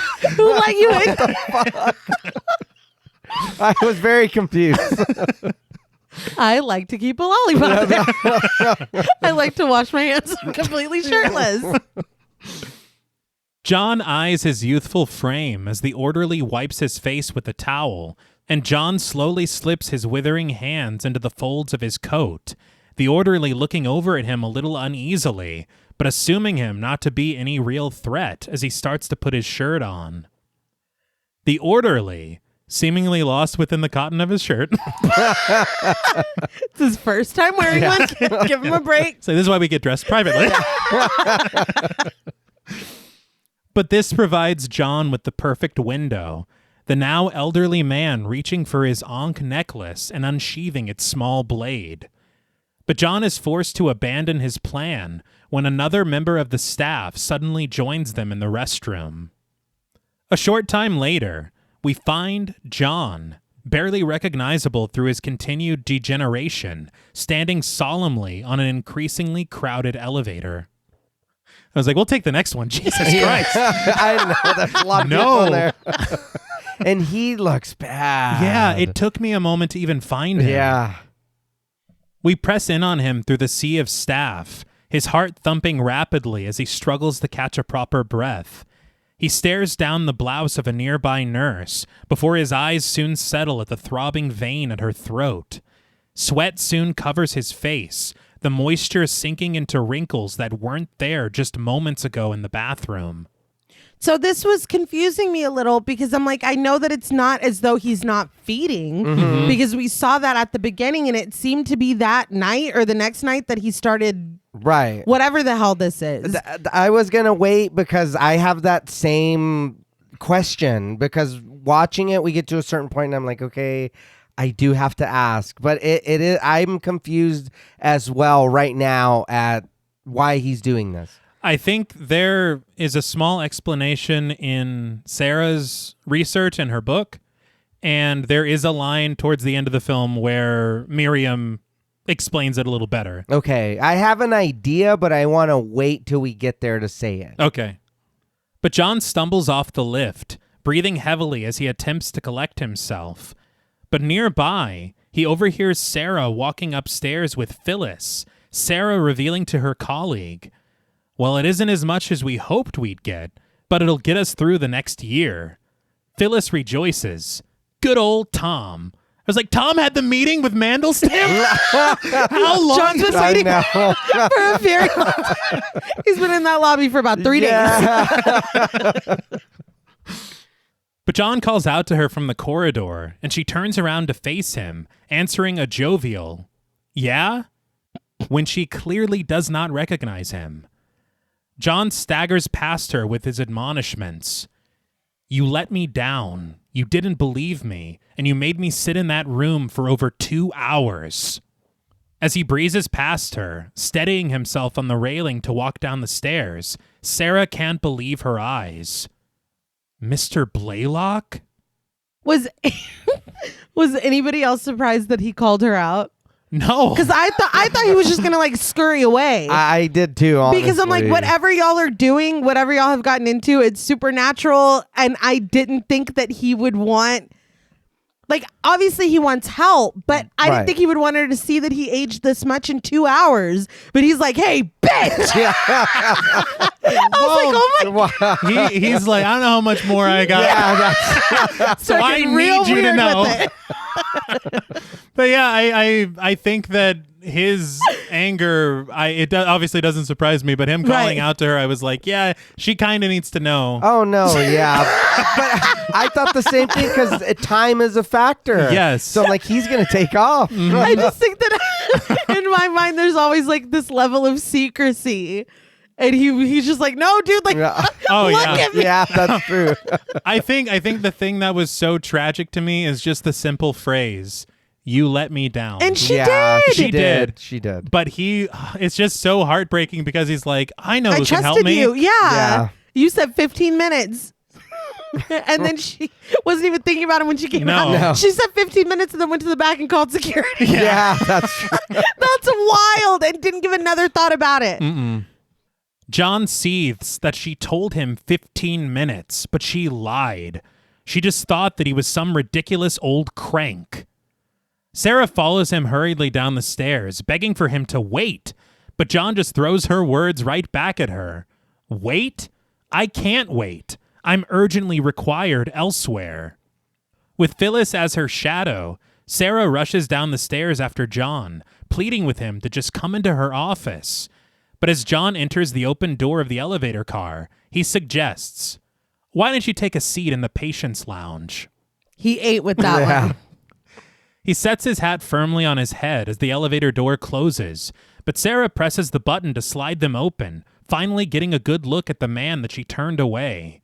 Her eyes tracing the decades that have descended upon him since she last saw him in her office, she takes a step back, intoning, "You can't leave." But we cut to John, who has left. He crosses the city streets all alone through the rain and nearly gets creamed by a speeding taxi, the vehicle screeching to a sudden stop. The driver, played by James Payne, leans his head out of the window, cursing, "You stupid old fuck!" That's an old man, for all you know. That's terrible. But it's like the worst thing that John can hear right now. You decrepit ass. It's like, oh my gosh. Insult to injury. It really. We don't see John's reaction to this, but instead, we cut to a roller skater played by Richard Robles, who skates through the fog beneath a vaulted underpass at the bottom of a staircase. The sunlight is cast through a trio of archways, silhouetting the skater and his boombox, which blasts Fun Time by Iggy Pop. This is very hilarious for several reasons. The first is that this song was co-written by and features David Bowie on backing vocals. But we hear the lyrics at the exact moment right now. It says, "Last night I was down in the lab." But the next line is talking with Dracula and his crew. Oh, that's great. But before we can hear of Iggy's interactions with the Count, the skater is suddenly seized by John, who throws the young man against a rolling metal door. John slices at the man's neck with the blade of his ankh, sending his blood spraying across the graffiti-covered walls. But the skater falls free from his grasp, clutching his fresh wound on the ground as he screams, "Fuck! You fucking cut me!" John takes off running. What the hell? That shot of him running away was hilarious. It was. But I'm like, well, you didn't even get anything out of that. Yeah, what the hell I don't happened? know. It's like, fuck, it just takes off. He leaves. He's desperate. He rushes off as fast as he can, which unfortunately is quite slow these days, climbing the stairs and making a slow exit. Later, at the townhouse, Alice stands outside, ringing the bell with her violin at her hip and growing impatient to be let in. After several more rings, John finally answers on the intercom, his voice lower than it once was, leaving it unrecognizable to Alice. She asks the stranger on the other end if Miriam is home, but John's weary voice alerts her to the fact that there's nobody here. Alice then introduces herself, explaining that she lives across the street and does music with the Blaylocks every Monday, Wednesday, and Friday. John watches her on the monitor, reminding her that it's Tuesday, which Alice already knows. She just wanted to come by to tell Miriam, Mrs. Blaylock, that she can't come by tomorrow, explaining that she got suckered into some dumb lecture at school and has to attend it. But John just repeats, "She's not here. I told you. There's nobody here." Alice suggests instead that maybe she could leave a note. Get the fuck out of here, Yes, Alice! I know. I literally have run for your life, Alice. Please. I was so concerned. It's because of what we saw him try to do in that weird bathroom dressing room combo. Yeah. And then this skater that he left behind. Yeah. He's like, I couldn't overpower him. Right. But Alice is buzzed inside. Eerie strings surround Alice in the score as she makes her way in. She addresses the elderly stranger who stands with his back to her at the intercom, telling him that she'll just leave the note on the piano, noting that she has music that she needs to return anyway. John wipes his mouth with a handkerchief, a slice of light revealing his eyes to Alice when she turns around to get a good look at him. She retreats into the parlor, setting down her violin case to tend to a sheet of paper on Miriam's piano.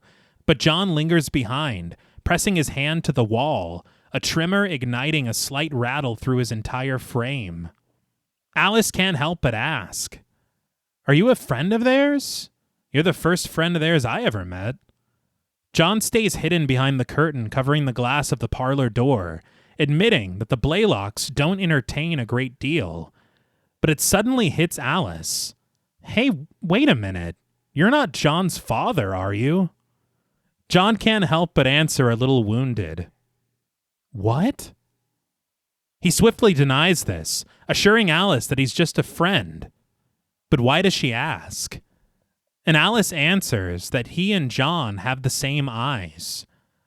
John just replies that that's strange. He's never noticed that before, and he's known John all these years. I feel like it would have been so easy to just say yes. Yeah, I know. Yeah. Just say yes, put your pride to the side. She's like, because you look just like him, except old as fuck. It's like, dude, come on. Yeah. I think that it is a strange choice. Right. But it could just be that he's like, I don't want to think of myself that way. It's too late. Yeah. For that, yes. It's like, I'm his great grandfather. Yeah. I'm actually his son. It's like, No, you're not. I don't think so. John stays hidden in the shadows, dabbing his mouth once more with his handkerchief before finally turning to face the light, his wrinkled flesh appearing pallid, his once youthful features lost within the rapid ravages of age.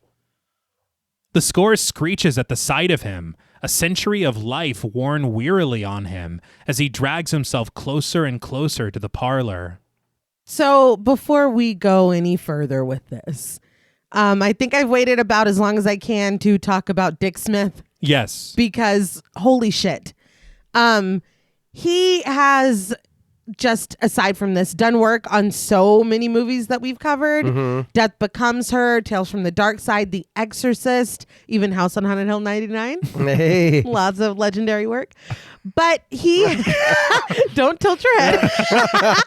But he had said that he had about 7 months to do the work for this film, and they were only able to finish because of the running over that you were talking about in the intro that Tony Scott kept doing. Okay. And that he also said, like I was saying, the Susan Sarandon thing where he's like, yeah, let's do your idea was not what I had heard. Oh. Because Dick Smith had said that he was so unflinching and uncompromising that according to him, the producers were threatening to shut everything down before Dick Smith even finished his work. Oh, wow. And they finally ended up relenting and giving them more time. Okay. But they had approached Dick Smith because of the work that he had done aging actors on The Exorcist, on The Godfather, but especially the work that he did on Little Big Man.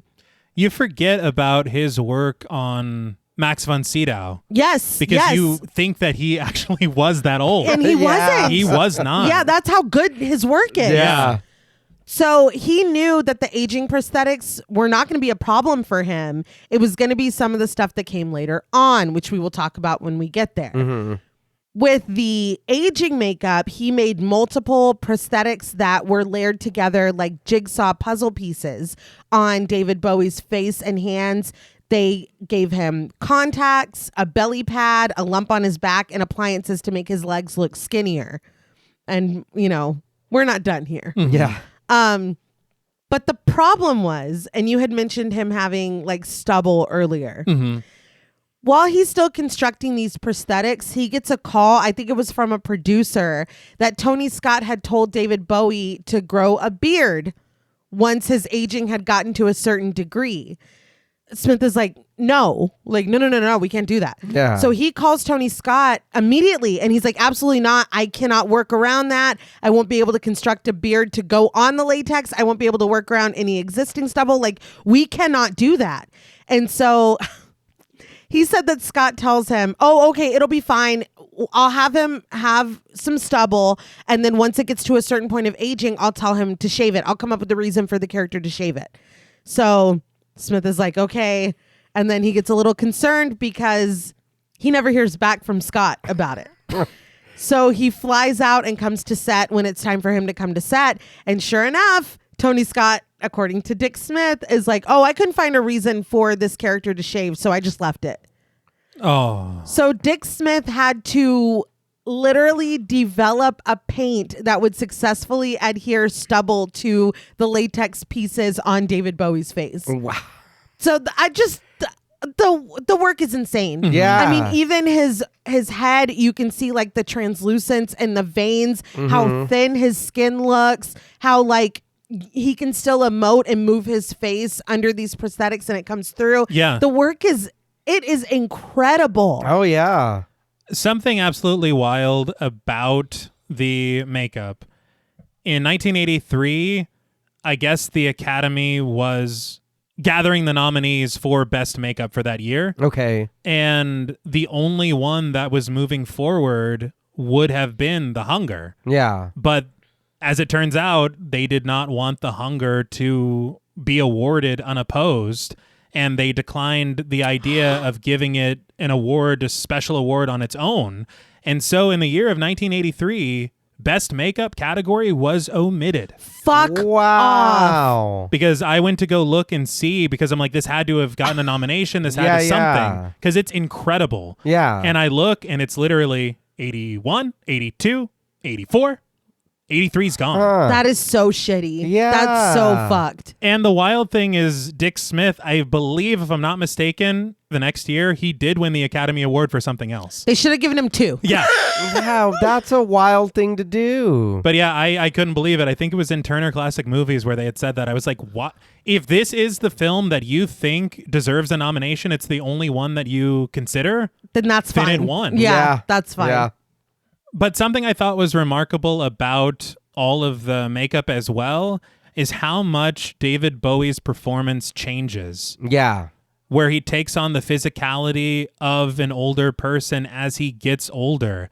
And you feel it where he was 30, then maybe his 50s or 60s or 70s. And later, it is to a point that is just unbelievable. Yeah. And even his voice Yeah.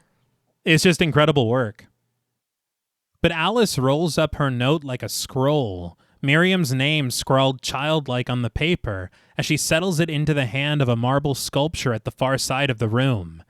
Instinctively, she reaches for her Polaroid camera to snap a picture. Jules and I are playing Life is Strange together, and this is a straight-up Max Caulfield move. The lumbering stranger enters the room, and to Alice's surprise, he asks her to play something for him. He adds that Miriam tells him that she has great promise. Alice is delighted to hear this, the camera arcing around both of them as she approaches her violin case, and John lowers himself into his proper seat, sharing that he used to play a little himself when he was a young man. An initially hesitant Alice relents since the elderly man insists.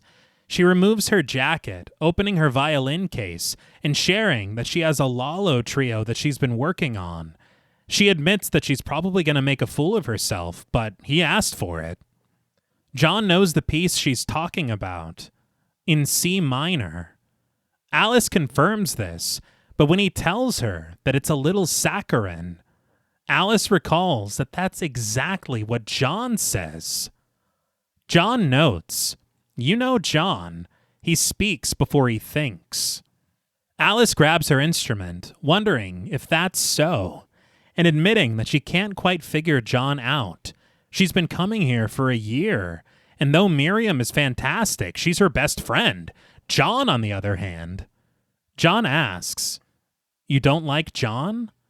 But Alice backtracks. She didn't say that. She loves John. She loves them both. John's just hard to figure out, that's all. I'm glad she wasn't like, no, John's a piece of shit. I fucking hate John. It's like he's had a bad enough day. Yeah. I will be honest, this little scene too, I do like this because it feels innocent, but him like moving around, I was like, I don't know. Right. Yeah, I was like, I don't like that. You're uneasy. Yeah. John seems a bit hurt to hear this, but he soon rises from his seat, imploring Alice to play the Lalo for him, even if it is a little saccharine. Setting the violin on her shoulder, Alice is like, "Are you sure you're not John's father?" And John answers that he's quite sure. And he's not lying. No, he's not. But I was like... Be like, you got me. Yeah, You got me. I've been lying this whole time. As the camera pulls back, Alice coaxes a sentimental song from the strings of her violin, and John begins to pace left and right as he listens in. But we soon hover over his shoulder as an ominous accompaniment in the score joins Alice's saccharinity, and John slinks his way over like a shadow, finding himself right behind her. Alice eyes him uneasily over her instrument, but John reaches his fingers beneath his shirt for his golden ankh pendant, tearing it free from its tether and unsheathing its blade. The score shrieks as John's hand hovers at the side of Alice's face, and he begs her, "Forgive me." This is so interesting to me because this is the last thing that she heard John say as a young man as well. Oh my God, that's true. When he got up and left the room. Yeah. Okay. He forces his hand over Alice's screaming mouth, her violin clattering to the floor, and her camera breaking free from the strap, flashing a photograph as it joins her instrument on the ground. In their struggle, John slashes Alice's throat, her blood cast across her sheet music as John squeezes the little life left right out of her. The sheet music lies strewn upon the floor, Alice's blood soaking into the pages and imbuing the notes of her own personal coda in crimson. It's so sad and so like pointless. Yeah. I know that we saw him slash a skater earlier and was going to kill another man. Right. We saw him kill people at the beginning of the film, but I think this section where we see him at the hospital, you just feel so much sympathy for him. Mm-hmm. And so to see him do something so just... Unless in his mind he's saving her. And that's why. That's, okay. That was what I started to think right. the second time I watched it because of what he had said at the bottom of the stairs. Right, right. And it's like, forgive you for what? Forgive you because you're killing her, or forgive you because you're doing something terrible to prevent what is happening to you happening to her? Okay. Or is it out of jealousy? Oh, shit. Yeah. You know? Maybe he's really bad. That's what maybe he's awful. That's what I thought it was a little bit, because him being like, forgive me, because he was mad, and then him asking her, he's like, what, you don't like John? And then she's like, no, he's fine, but I can't get a hold of, a read on him. Yeah. And then him being like, fuck, I still got to do it. You know what I mean? I think it almost reads more that way, because when he was talking to Miriam, it wasn't, oh, Alice, she's just a child, or like, you're going to subject her to this, or it was none of that. So who are you going to go to next, Alice? Like, now that you're done with me? And so it does feel, I mean, she's preying on a child, and that wasn't any part of what he was saying. It was just like, oh, you're done, on to the next one. You know what I mean? Yeah, yeah. The Foo Fighters? But yes. It was appropriate. Mm-hmm. But you know what I mean? It wasn't in the vein of, you're a monster. You did this to me, and now you're going to take the life away from a little girl. Mm-hmm. Okay. It was, oh, you're just going to move on. You're probably already, got plans for Alice. And so is it like, oh, well, I'm taking us both out, or if I'm done, she's done too. Now you're gonna have to figure something else out. See, Right. the jealousy is difficult because it's like you could see it in his mind as mercy, unless you think of it that way. Right. But I think that's the thing is it's fine ambiguous. You know what I mean? Yeah. And I'm a big fan of ambiguity, but I think in this story in particular, I just would have liked more time with John to see how he operates and how he thinks and how even they entered into this, because moving forward with Miriam, I mean, she's not big on the fine print. You know what I mean? She's not big on making sure that all of us are on the same page and consenting to what's about what we're entering into. So did John know? Did he, you know what I mean? Like, was this a willing, like... Well, that's what I was saying earlier about him potentially being younger when Miriam met him. Exactly. And then only later is he turned into a vampire. Right. And so that could be, maybe it is for Miriam to do that. Yeah. And that's another reason why he maybe thought that he was saving Alice from it. If that's what he thought. If that's what he thought. Yeah. It's David Bowie. I want to think the best. Yeah, you want to think the best, but I mean, I don't know, man. They were doing crazy shit from the beginning. They were. They killed those people and then burned their bodies. That's how we met them. And he did just slash that skater who was literally having the time of his life, minding his own fucking business. He was. I mean, I don't know. But later that night, Miriam returns home, stepping inside from the rain. I did notice it looks like she's wearing John's coat and hat, but I don't know if that means anything. Yeah. It's almost, it's pretty fucked up. Yeah. Moving on. Yeah. You won't be needing this. But she switches on the light, removing her outerwear and calling out to John in the new light of the foyer. She receives no response, save for the clicking of her heels against the tiles as she carries herself into the parlor. A weary John rests seated in a chair at the far side of the room as Miriam stalks her way over to the piano, standing silhouetted against the pale blue evening cast through the window behind her. Pressing one of the keys in front of her, she explains that she was caught in the rain. An unrecognizable voice rasps a response. You said forever, never ending. Do you remember? Miriam whispers, every day. John repeats, forever, you said. And she's a liar. Yeah. She's a liar by omission in the worst way I've ever seen in my life. Yeah, because she knew. She's like, oh, no, yeah, this happens with all you guys. Yeah. Like... But we flash back to that day, centuries ago in the stable, when Miriam lifted her veil and promised John with sincere and loving eyes, forever and ever. But John's voice croaks, never growing old. Do you remember? Forever young. Miriam begs him to stop it, but John climbs fragile from his seat, stepping into the light, his skin clinging to his bones as he begs, a kiss. Kiss me. His weak voice pleads with Miriam to think of him as he was and kiss him like that. Their youthful silhouettes are juxtaposed with the modern day, their young lips meeting in a sweet shared affection as a frail John is now barely able to stand, the still youthful Miriam planting a small kiss on his trembling lips before wrapping him in her arms. He cries her name as Miriam sobs that she can't. John begs to be given just a little longer, but Miriam can't. She pulls away from him, crumbling into tears at her piano as he sinks back into his chair. Resigned to his newfound fate, John rasps, then kill me. Release me. But Miriam reveals that she can't do that either. So what can you do? Oh, we'll learn. I don't want that. No. I don't want that one. Okay, so here I think that it's safe for me to kind of say what I wanted to say a little earlier.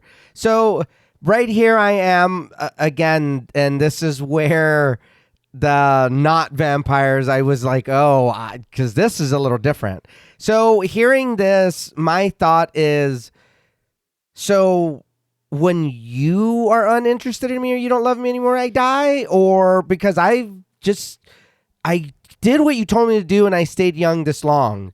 Now all of a sudden you don't give a shit about me. I'm dying. What the fuck happened? When is that when you fell out of love with me? When I started to grow old? Like, how does this work? Because you've not told me, and I can see the vampire stuff there, but still at this point that this isn't how vampires work. So it's like I think there's almost a connection to, because I'm kind of still working my way through it when you think about the idea of this life force. Right. Like, she is vampiric in a lot of ways and kind of feeding off of, and we'll learn how much. Right. But I think that there is something to be said about her behavior towards him, maybe planting an insecurity in him that doesn't allow him to sleep. Okay. And he stays up and he tosses and turns, and maybe that's a requirement. Maybe that's part of it. Sleep and longevity. Right. Like Sarah's book. Right. Okay. And so when you start to feel like this person who has loved you doesn't love you anymore, you stop maybe taking care of yourself as you should. And then you start to wither and waste. Okay. And maybe this is a pattern. She does get tired of these people a little, or she starts to think of them a little differently. Right. And then once it starts, it just continues until we see John as he is now. Mm-hmm. I had the same question. I didn't understand what the catalyst for this was because it was so rapid. Yeah. And I think that what confused me, again, if we just had a little more time to breathe with these characters, because there is no, like in the flashback, they were all playing music together. They're still playing music together. You know what I mean? Like if there was a moment where she would be like, oh, well, like, I didn't like that, or like tell him to do something and he doesn't do it. And she's just like, oh, like turned off or something. But they were out, they were at the club, they brought people home, like they're burning the bodies together, like everything seemed fine. Yeah. And then in the shower, she's just like, like whatever. Yeah, forever. Like, I don't, and I guess sometimes in relationships, there's not that one thing. It just fades. I don't know. I just don't understand. I had the same question, John Paul. I was like, is she bored and like on to the next? And so her affection that he was getting, he's dying without it. That's I don't kind know. of how my mind filled in the blank. Yeah, I don't know either. I had the same question because it's so rapid. Yeah. What happened to kickstart this? Mm-hmm. Well, with Leah, she said it only took a week. And so it is this thing that she has witnessed and just kind of allowed to happen. Yeah, I think it would be interesting if like that happened the week after she met John. Or, you know what I mean? Like, she gets distracted by something new. Right. And she gets excited about that and then just is kind of done with whoever she's been with. Mm-hmm. But it's not clear. It's kind of ambiguous, which is fine. But I am curious. Like, I do still have questions. But we press in on Miriam as the score grows eerie and her eyes dart to the floor. And on it, she discovers the accidental photograph captured by Alice's fallen camera. As she picks it up, John lowers his head in shame, Miriam holding the picture to her lips as she can barely bring herself to ask, "What have you done?" Tears streaming down her face, Miriam exits for the basement, wrenching open the door to the blazing furnace with Alice's photo clutched in her hand. John stands at the top of the steps, creeping into the room and begging once more for Miriam to kill him, to release him. All the color drained from his face, he struggles to breathe as Miriam exhales that she can't. She says that he doesn't understand. But as John tries to join her in the basement, his legs fail him, and he takes a tumble down the stairs, turning over and over to crash at the bottom of the steps. This is very tragic. You laughed. The slow motion was unnecessary. It was. That was a wild choice. Insulting. Yeah, dude. Just let him fall at proper speed. I don't know why you did that. But Miriam shudders, kneeling at John's side to lift her nearly lifeless lover into her embrace. She rocks him gently in her arms as she reveals, There's no release, my darling. No rest. No letting go. Carrying him weightlessly in her arms, Miriam steps onto an elevator, explaining, humankind die one way, we another. Their end is final, but ours is not. In the earth, in the rotting wood, in the eternal darkness, we will see and hear and feel. She rests her head on his as they reach the attic, the elevator doors sliding open as Miriam carries him with her, and we follow them up a spiral staircase, spying them through the stair hole. She continues down a long corridor beneath a line of hanging lamps, and finally reaching the attic proper, setting John's body down at the center of the room, a circle of light shining from above between the pillars, thin curtains, and a flock of fluttering pigeons. She removes a tarp from a dusty wooden coffin waiting there, lifting its lid to gently lay John inside of it. She caresses his face one last time, his features gaunt, gray, and bordering upon ghoulish, as she continues to sob. John is unable to speak, his lips trembling a silent protest as Miriam slides the lid of the coffin closed. She places it back where she retrieved it, but just as she does, she reaches her hand to a coffin next to John's. She whispers, "Lolia, this is John. Comfort him." The camera pulls back, revealing stacks of coffins resting beneath a weathered tarp as she adds, "All of you, all my loves, be kind to him tonight." She offers John a final kiss, planted into her fingers and blooming upon the lid of his coffin. I know you're fucking lying. I couldn't believe it. You better kill me. That's all I'm going to say. This is just the final insult, the final cruelty, the final indignity. Now I got to rot forever in this coffin with all your fucking exes, and you had a coffin ready for me? Coffin is nice. I'm in a box. Yeah. Well, she's been around a while. Tomato. Yeah. This is the meanest thing that I can think of. Yeah, I was like, oh, I just got to stay in this box now. That's it. Those boxes were stacked. So there's people on the bottom. Like you're just going to move on because you've done it. How many times before? Yes. How many fucking coffin casket boxes are in here dusty and fucking old? Potentially thousands of years. Oh, man. You fucking, oh no, we're squaring up. I'll find a way.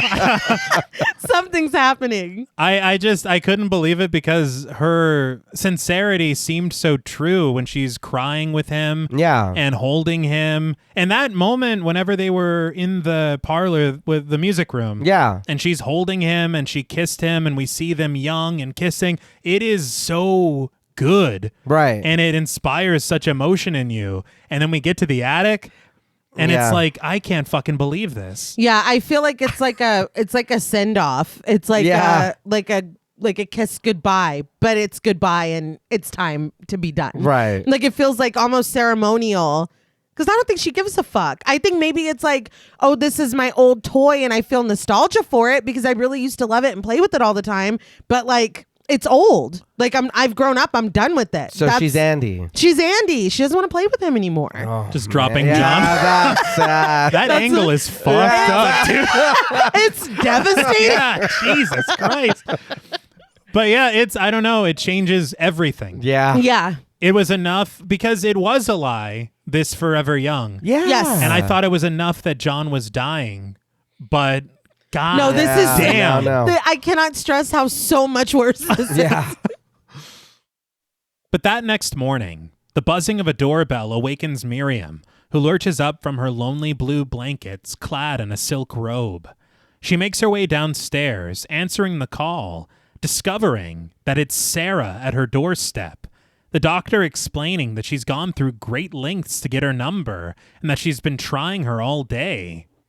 She introduces herself formally as Sarah Roberts, a doctor from Park West Medical Center, a fact Miriam says she already knows before buzzing her in.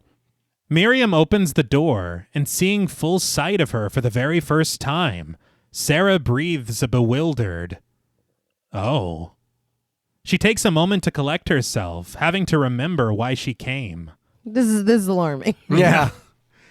She says that Mr. Blaylock came to see her at the hospital yesterday, and she's afraid that they had a terrible misunderstanding. That's putting it lightly. Yeah. Miriam, however, lies that John isn't here. He's gone to Switzerland. Made me think of Belize and Breaking Bad. Yes, yes. But this surprises Sarah, the doctor leveling with Miriam, certain that John is probably furious with her, and she doesn't blame him. To be honest, she didn't believe him yesterday, considering how many cranks they get at the hospital. But her eyes catch the golden ankh necklace dangling at the opening of Miriam's robe, and she has to collect herself once more to continue, admitting that she feels terrible about her first meeting with Miriam's husband. She expresses her regret and wants to see if there's anything she can do to rectify it.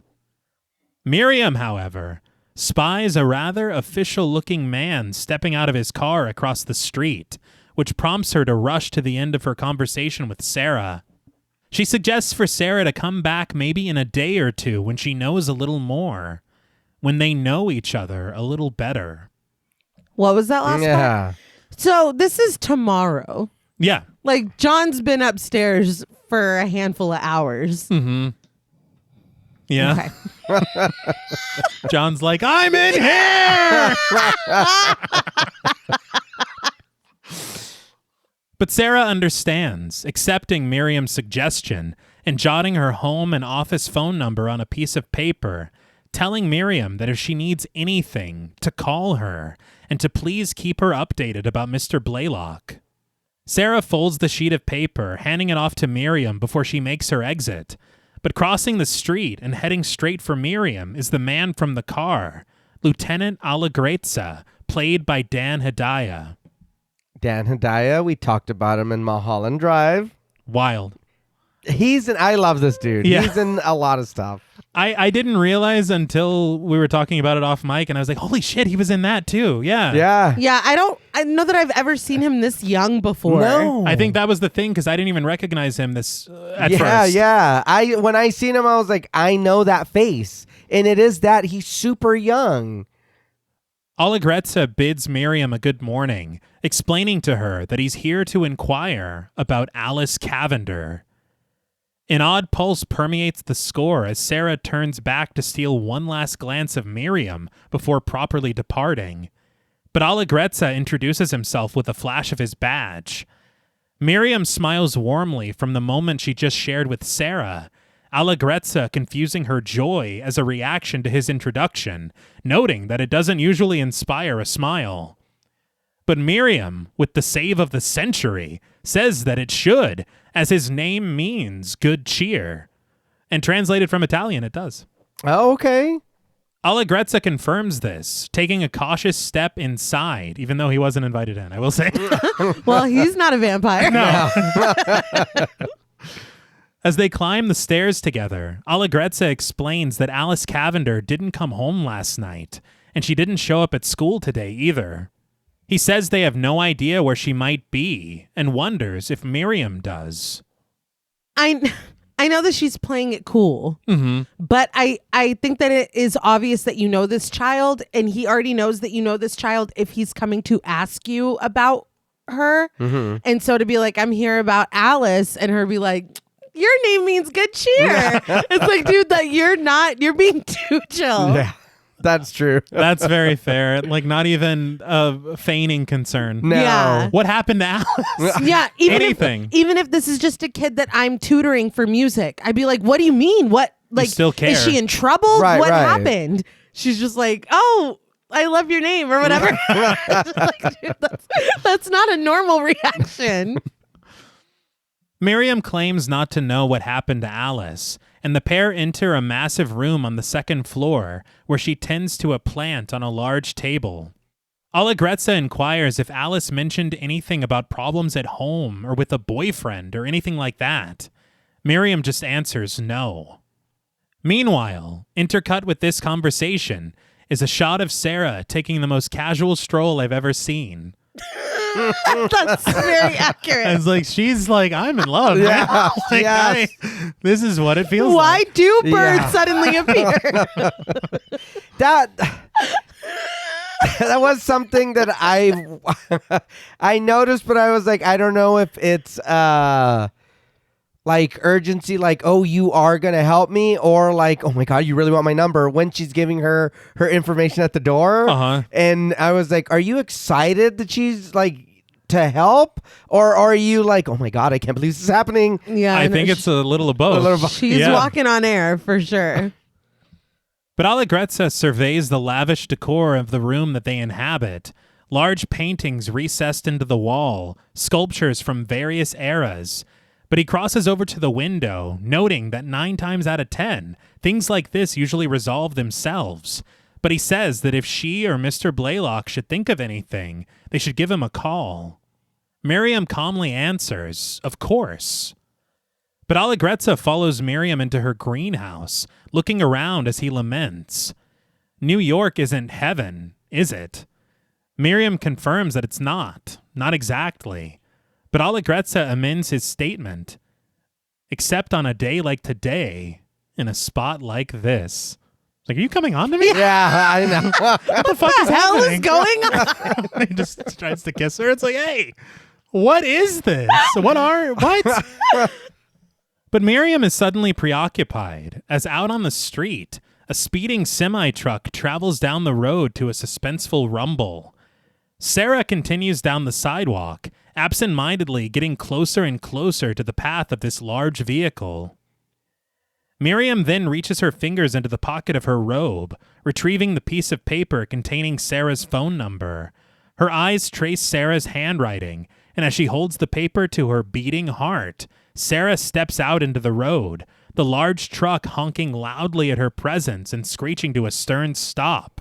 A startled Sarah stands in the center of the road, unknowingly saved from disaster. Sarah was about to just drop fucking dead. Yeah. I was like, dude, are we really doing this? Because I almost thought it would be a situation like that where then Miriam had to save her. Like, I thought that something like that was happening. And I was like, dude, this is fucking brutal. The driver's like, get out of the way, you old fuck! It's like, I drive trucks sometimes, too. It's the same guy. Yeah, it's just the same dude. In this economy, No you shit. need 2 jobs. But I appreciate this. Again, this is a continuation of that psychic connection. Right. We saw it once in the bookstore, and here it continues. Yeah. But that evening in her apartment, Sarah washes her hair in the shower. But she's soon interrupted by the ringing of a telephone in the other room, prompting her to call out to Tom, asking if he hears it ringing. Tom stands in front of a mirror in the living room, sliding on a pair of sunglasses as he announces with a wide smile, "Nope." Whatever he's doing aside, he's right. The phone is not ringing. Yeah. But Sarah just returns to the shower, the warm water rushing over her as she swears that she can hear the telephone ringing again. She shuts off the faucet, standing puzzled for a moment before stepping out of the shower draped in a towel. She dries her hair, bathed in bright blue light as she opens the medicine cabinet. But reflected in the mirror, she spies Miriam, her somewhat transparent frame standing near a folded partition by Sarah's bed. Sarah glances over her shoulder and finds no one there, just Tom, casually making his way to the other side of the bed. So she's down bad. Yeah. This has escalated very quickly. Yes. Sarah continues through her nightly routines, climbing into bed with Tom. But in the night, Miriam takes a seat at her piano, her fingers gracing the keys in front of her, a somber song echoing through the empty room around her, and somehow seeming to reach the sleeping Sarah. And as Miriam glances downward at the keys through a long black veil, a tear breaks free from Sarah's eye in her bed as she slowly stirs awake. She wipes it away, puzzled at this emotional awakening. But as Miriam continues to play, a solitary tear slides down her cheek as well. Unsure what to make of it, Sarah rolls over in her bed, cuddling with the sleeping Tom at her side, attempting to return to her slumber. But the following morning at work, Sarah sits pensive at the edge of her desk, smoking a cigarette and staring out of the window as Phyllis clicks away at a typewriter behind her. Suddenly, Sarah reaches for an unringing phone at her right, answering it impatiently. This gets Phyllis's attention, who smiles as Sarah hangs it up, telling her that it didn't ring. Phyllis is certain of it when Sarah asks, but Sarah is still unsure, lifting it to her ear to ask her receptionist if she buzzed her. But upon learning that she didn't, Sarah returns the receiver to the hook. But almost drawn to return, Sarah finds herself on the porch of the Blaylocks' townhouse, Miriam opening the door to greet her. Sarah explains that she didn't mean to intrude, but considering that she hasn't heard from her, she was wondering if Miriam had heard anything from Mr. Blaylock since they last spoke. I keep hearing phones ringing. I just needed to come see. Yeah. It's like I'm falling in love with you or something. I don't. When Miriam doesn't answer, a flustered Sarah runs her fingers through her hair, admitting that she doesn't know why she's here. But Miriam just invites her inside with a smile. Closing the door behind her, the pair retreat to the parlor, Miriam inquiring, "I don't know how much he told you about himself. About us." Sarah answers that John shared very little, to which Miriam replies, "That's perhaps for the best." What the hell is Why? that? Yeah, I know. Why? But Miriam guides Sarah into a large adjacent room with the offer of a glass of sherry. Sarah initially declines as it's not her favorite, but Miriam insists, "I think you'll like this one." As Miriam steps into the kitchen to get it, Sarah stands in awe of the sculptured statues that are on display on both sides of the room, asking if they're real. Miriam returns with the decanter of sherry and 2 glasses on a serving tray, answering, "Yes, 2,000 years old." Sarah makes her way over to Miriam across the expansive room, gushing at the items and artifacts that surround her, and Miriam shares that most of them come from her family. But Sarah stops to stare at a marble bust that rests on the other side of the room. Miriam explains that it's one of her favorites, and upon closer inspection, Sarah can't help but comment, "She looks like you." Miriam joins her at the sculpture, handing Sarah a glass of sherry as she wonders, "Really?" Sarah amends this a bit, noting that it looks kind of like Miriam, that the hair's the same at least. Miriam just lights up a cigarette, explaining that that piece is Florentine, 500 years old. She's like, the bust I'm interested in ain't marble. Okay? So what are we doing? Let's move on. But My pants are chafing me. But again, she didn't say it wasn't. She just Nope. No, gave she an didn't. age. Yeah, she And didn't. she's like, "Really?" Yeah. Just coy.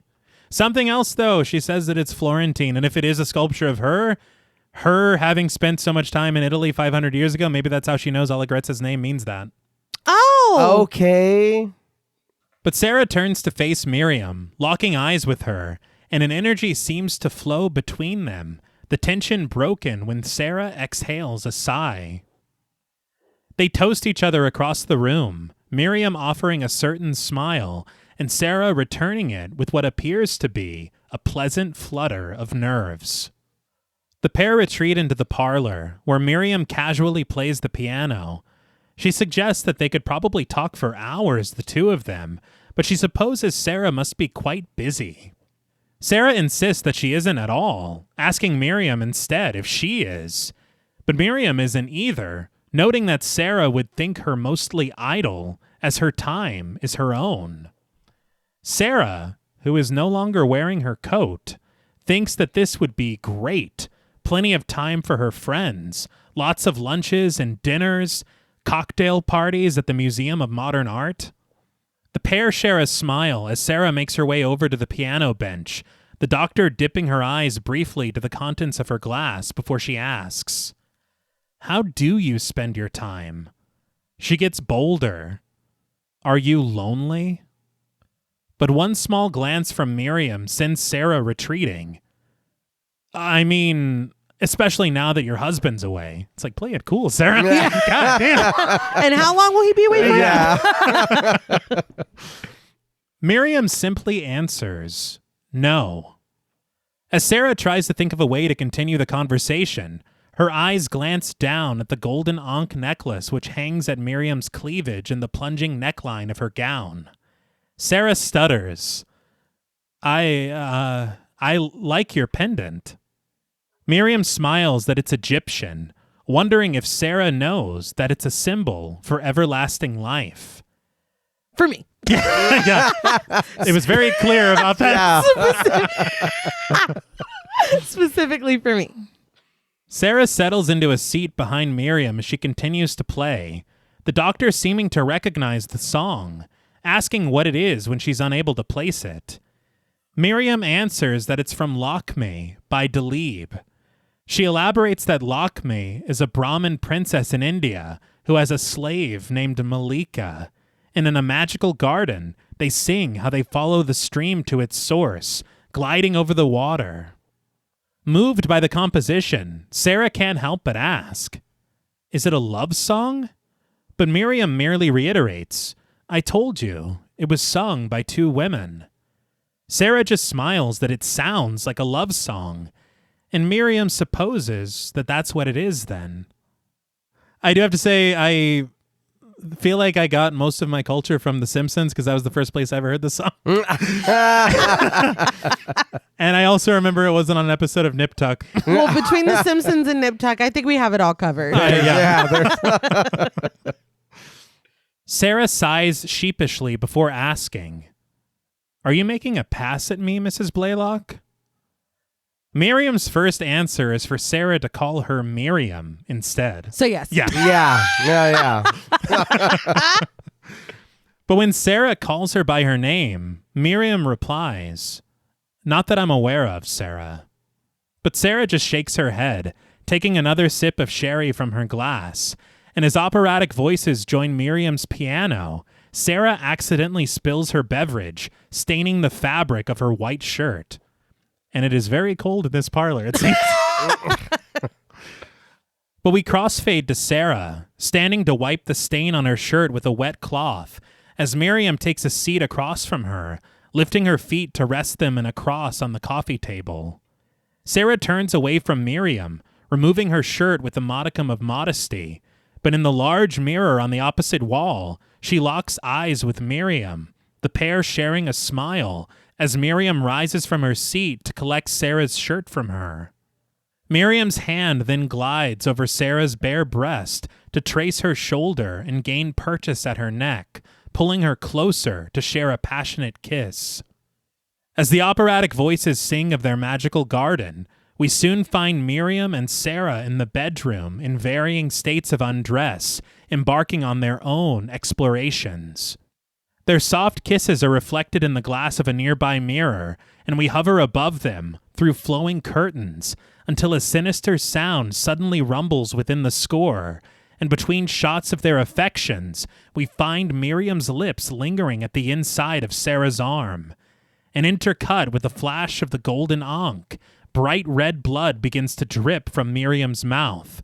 And in return, the operatic voices growing distant as they're overtaken by ominous pulses, Miriam lowers Sarah's lips to her arm, the doctor kissing her sweetly, until suddenly, twin trails of blood leak from a fresh wound at Miriam's elbow. Quick flashes of red blood cells are intercut with Sarah and Miriam's nakedness, the pair joining each other in an embrace. So I very quickly went from, you know what? Hell yeah. To wait, no. Yeah. Fuck. Like, run. I think the thing is it's shot so beautifully that you're like, this is so artful and gorgeous and you're happy for them until you realize you're like, oh wait, Miriam is a monster. Miriam is evil. Yeah. And I understand that Sarah is like captivated by her and under her spell. But I think that when blood gets involved, I'm going to remember the state I saw your husband in. And I'm going to wonder if maybe this was something y'all did that made him like that. Okay. Because we're studying blood. I just watched a monkey go mental and decompose. I met your rapidly aging husband who aged 100 years in 2 hours. And now he's mysteriously in Switzerland. Getting the help he needs. But I'm a woman of science.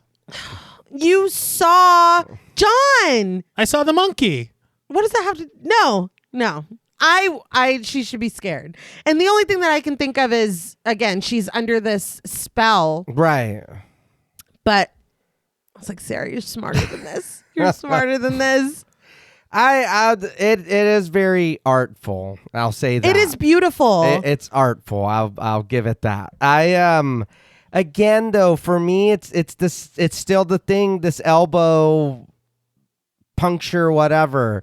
This is a separate place than what we're used to. If they're, you know what I mean? It is different. And them being able to be outside, I was like, so what exactly is happening? And I think that it is still that. Okay, so now you're attacking this woman, or even are you attacking her? Because you have seduced her in some way to where she doesn't think of anything else but, like, again, what we're doing here right now. But we have powers now that she was in her bathroom and then she went away. Or like, you're messing with my mind or whatever. Where did this come from on top of that? Like, I know we've seen some of it earlier, but I think doing this now, it's like, okay, I still don't fully understand what Miriam is or what, like, I don't know what powers you have. I don't know what new next ability you're going to unlock. And again, I'm just saying, because we're like, what are we doing? I think where are you putting your points? Yeah, I don't. Yeah, what are you going to upgrade next? Well, I think charisma is one of them. No, that one's maxed out. That's maxed out for already. Sure. But yeah, I think it's just part of her seduction. And maybe, we didn't see what she did with John in the past, but maybe this is just how she does it every time. Okay. This is obviously the scene that I was talking about earlier that the MPAA had issues with. Right. And had to be cut down. I don't know exactly what was cut down, but there is less here than there was. Okay. It is, as Scott said, one of the most talked about scenes in the film whenever people left from watching it. Huh. And there were critics who praised it. There were critics who really criticized it. But Scott obviously maintained that this scene is crucial to the narrative and what comes next. Right. I agree. And I also think that the big to-do with it needing to be cut down is that it's 2 women. And that's, I guarantee. Yeah, I'm sure. And I think we could have achieved this in another way. I don't think it's like you do need to have this or something of this magnitude happening with this transformation or this love or this whatever's going on. I think it's very beautiful. It's art. I don't know what we cut because, again, we haven't seen it. But I think what we get is there's no reason to be ashamed of this or for them to turn away and be like, this is too much. Dude, this is pretty. It's very choreographed. It's very art. Like, it's, again, if that's one thing that, again, the movie's not for me, this is all really beautiful. And just the turn of, like, shit. Yeah. Like, it's crazy. Yeah, things just went bad. Yeah. So I'm concerned for Sarah. Yes. Yeah. One thing I will say, speaking to what I had said earlier about Scott being open to Susan Sarandon's ideas. Right. The entire idea of spilling the wine was Susan Sarandon's idea. It was initially going to be that it was more a matter of more of a glamour from Miriam. Okay. But Susan Sarandon, I almost just called her Susan. We go way back. Yeah, right. Sarandon thought that it would be much more interesting if, in a way, they chose each other.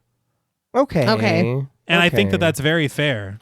She was like, I can pop my top off. Yeah, I was going to say, it kind of feels like a Calvin Klein commercial. It's like, I got to take my shirt off and see my muscles. You know what? Like, Let her. No, hey, I'm not complaining. I'm just saying. She's like, I've got an idea. Yeah. But the dripping blood from Miriam's arm crossfades into a shot which hovers above a rare steak on a pristine plate, a fork and knife slicing it down the center, and the myoglobin collecting in a crimson pool beneath it. But we find Sarah seated in front of this steak at a high-end restaurant, with Tom across from her, reaching over to light her cigarette. As she sets her utensils down, Tom reminds her that she ordered the steak rare, wondering what the problem is. Sarah insists that it's nothing, but Tom adds that she also sent back the clams. Blowing smoke through her nostrils, Sarah just answers that she's not very hungry. The camera arcs around the table, Tom wondering why she ordered the steak at all if she wasn't hungry. But Sarah just shrugs that she thought she wanted it. Tom notices something across the table, a new addition to Sarah's outfit, which prompts him to ask, "What's that around your neck?" Sarah reaches for it, holding the pendant up to Tom for him to see as she answers. "It's an ankh. It's Egyptian. Miriam gave it to me." She then tucks it away into her shirt, amending, "Mrs. Blaylock, the woman that I went to see this afternoon." He's like, "Mrs. Blaylock, I feel like you won't stop talking about her." But a puzzled Tom just chews his food. He tells her, "You just met her yesterday, and she gives you a present?" Sarah exhales a puff of smoke, explaining that Miriam is just that kind of woman. She's European. But through a nearby window, I'm not sure what the hell this restaurant is. Sarah spies a woman diving naked into a swimming pool to join another woman in the water. But folding his napkin, Tom offers a thinly veiled accusation. "Did you have something you wanted to tell me?" When Sarah insists that she doesn't, Tom asks, "Then what the hell is wrong with you? What happened today?" Sarah explains that nothing happened. She and Miriam just talked. But Tom finds it hard to believe that they talked for 3.5 hours. 3.5. I mean, of course she can't stop talking about her. Jesus. That's, yeah. I was like, Sarah. Tom's like, "We've never talked like that." This is insane. And another thing. No, their relationship confuses me too. Yeah, I thought they were married. Something. And then I guess they're boyfriend and girlfriend, right? Because they live together, don't they? I think so, yeah. But then he says something later on that I was like, what? I don't know. They're don't weird. know.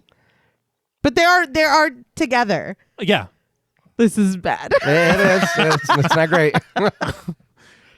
And the thing is that you would feel for Tom if he wasn't such an asshole, because he kind of is.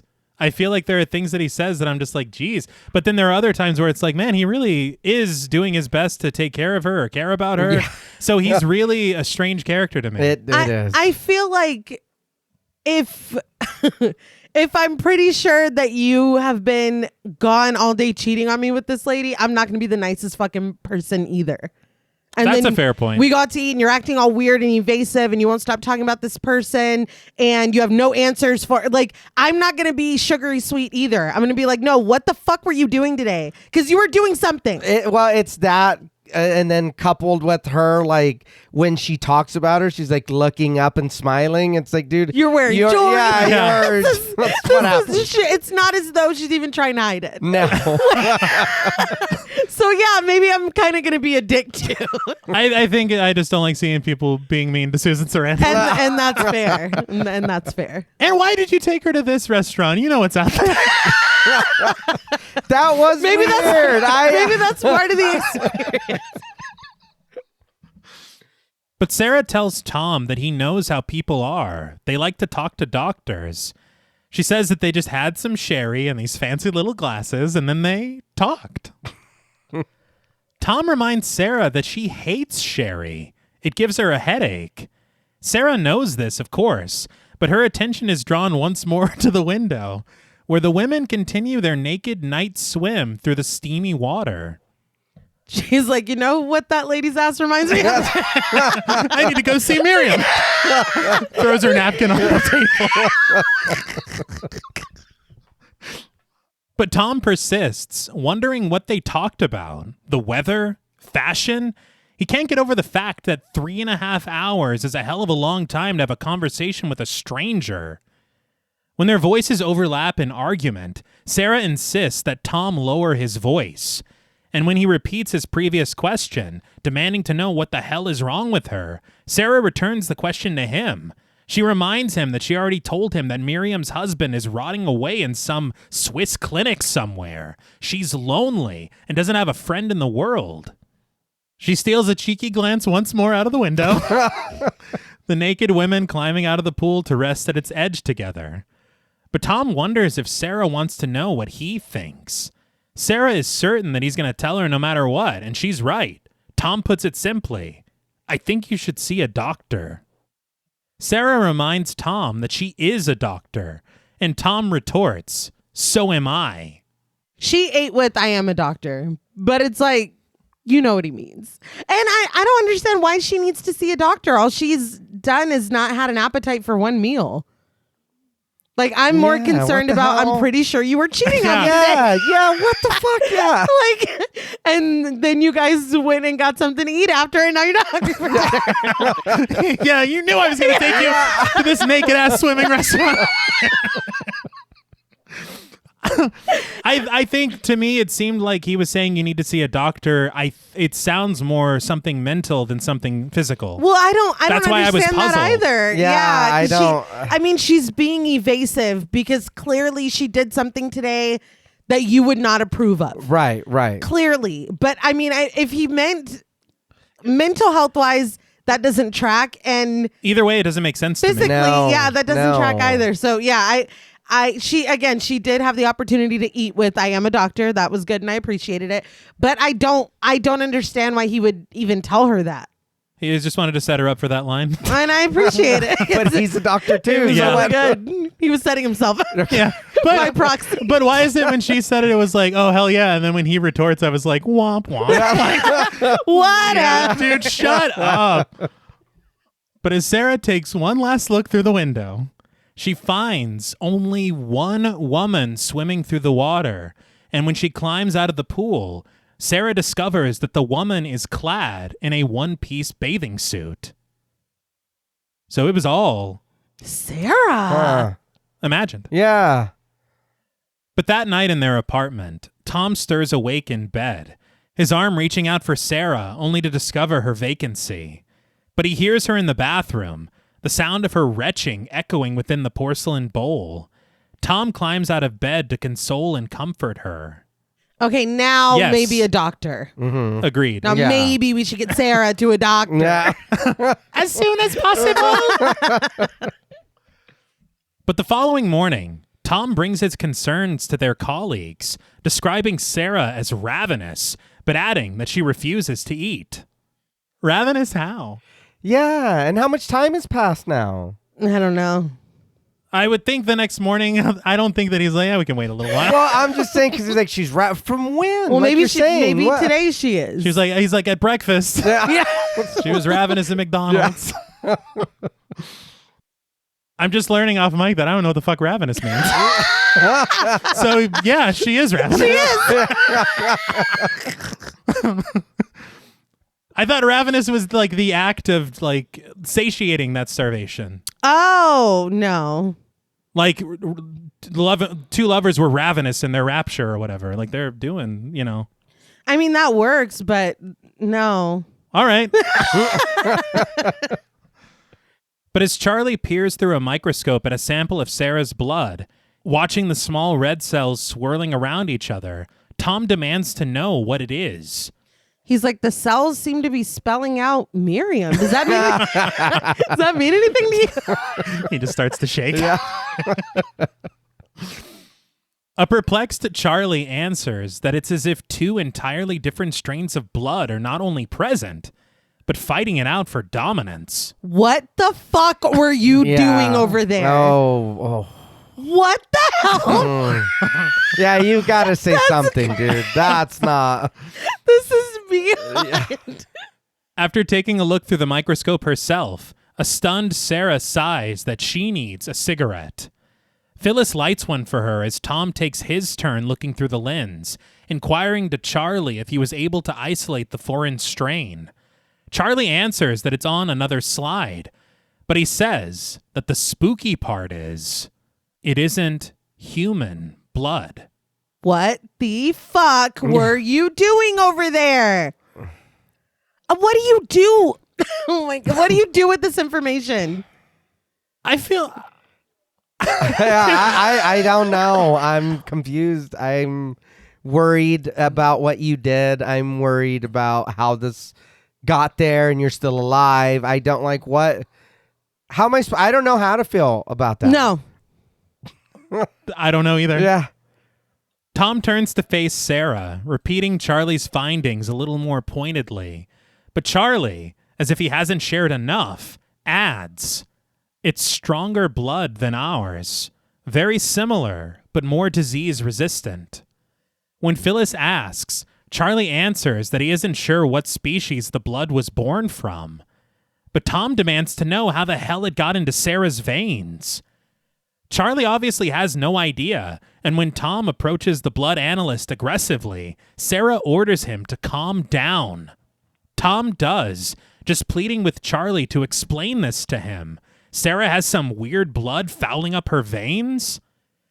Sarah turns away from Tom, taking a drag from her cigarette, and maybe remembering the time that she was making love with a mysterious lady and might have taken an innocent drink of her blood. Yeah. Yeah. And Charlie's like, I never said it was bird blood. Fouling up. I guess. Yeah, it's very good. As you were saying.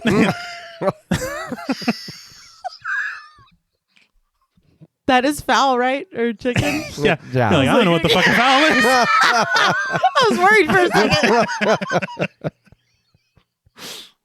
But Charlie crosses over to Sarah, asking her to roll up her sleeve. When she seems hesitant, Charlie calmly does it for her, revealing an angry bruise resting on the inside of her elbow. He asks Sarah what it is, and she answers unconvincingly, I don't know. Man. A concerned Tom asks how long she's had that, but Sarah plays dumb as memories of her night with Miriam find her again. She still claims to have no idea where it came from, but returning to Charlie's declaration that these two strains are fighting for dominance, she summons the courage to ask, who's winning, Charlie? Who do you think, sis? I know. Who do you think? The blood analyst's silence is enough of an answer for Sarah. And we then find her confronting Miriam in her home, explaining that right now, her colleagues think that she's in the office of a leading blood specialist, but she knew that her time would be better suited coming here. When Miriam approaches her, Sarah backs away defensively, warning the other woman not to touch her. She demands to know what Miriam did to her. There's some alien strain consuming her blood. But as she crosses over to the fireplace, Miriam answers simply, that's right. Sarah wants to know what it is, what Miriam has done, and why. Miriam just acknowledges Sarah's fear, calling it natural since she doesn't know what's happening to her.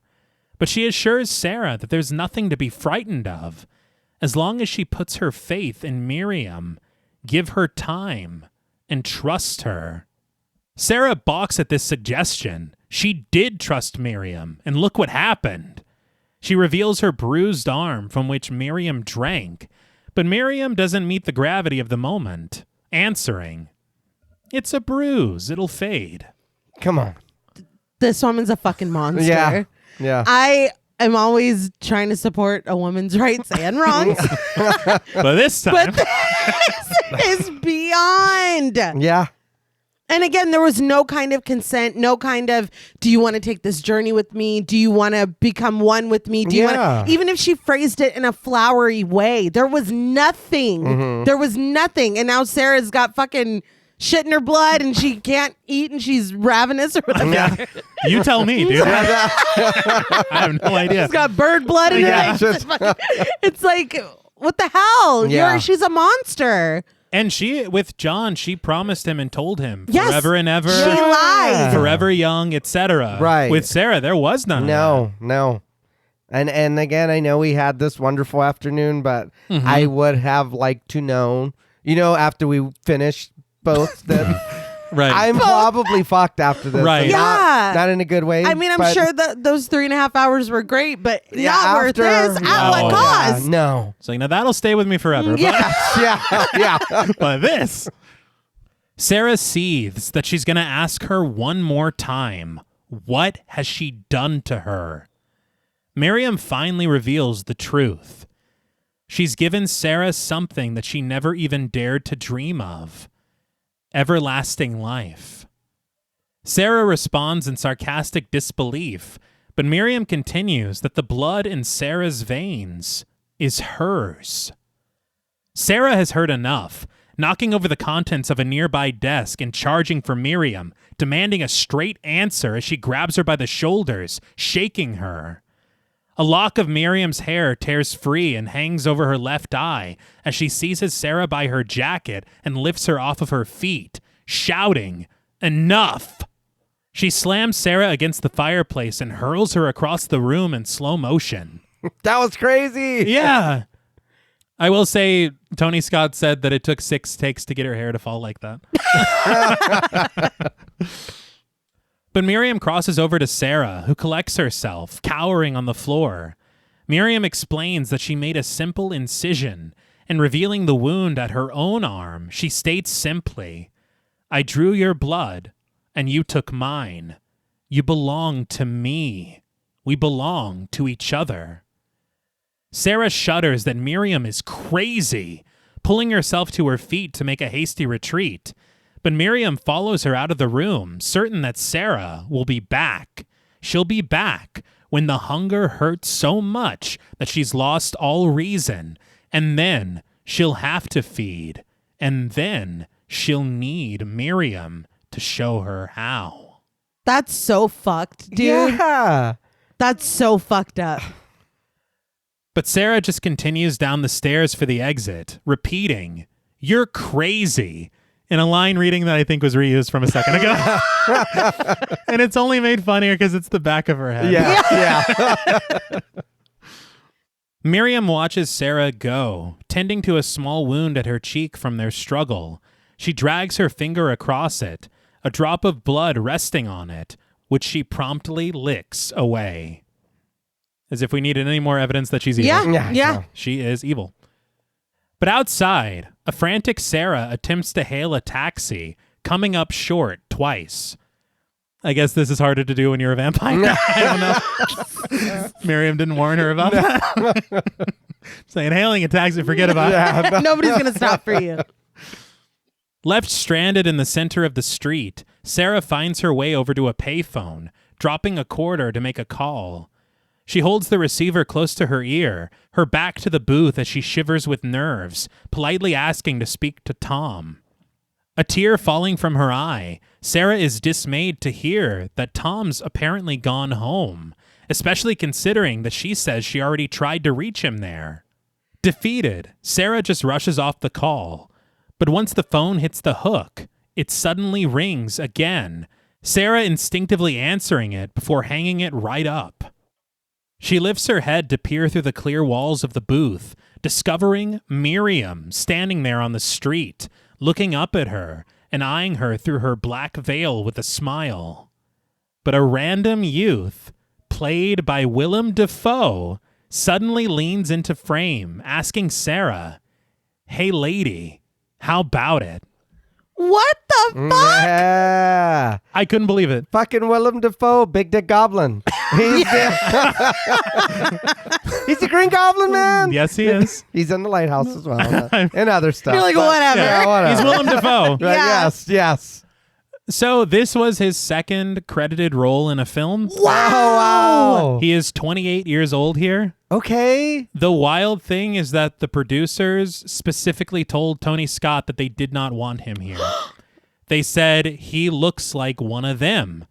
He looks like a vampire. Oh. And Tony Scott said, yeah, that's kind of the point. I thought that he was going to follow her and we were going to get a sequence where like she freaks out and feeds on him or something. Like I was like, oh, surely we're about to have a sequence. No, that was Willem Dafoe. Yeah. But that's literally it. Yeah, that's it. It's a picture wrap on Willem Dafoe. Yeah. That's wild. But I think it does add to this kind of feeling of just unease for Sarah. Mm-hmm. I don't think that it's a detriment that Willem Dafoe is a very interesting looking person. Right. Yeah. I can't remember what it was on, but I remember Willem Dafoe had an interview with someone and he was telling some story. I guess it was in the 70s or maybe the 80s in New York. And he had said that he was on a subway and these guys approached him and they were starting to pick a fight with him and they were trying to say that he had done something to them before and they were obviously mistaken. But one of the friends goes, "Are you sure that's him?" And the guy goes, "Yeah, no motherfucker looks like that." Oh, wow. It's like, dude, you know what? No, I'm wrongfully accused and I'm crying.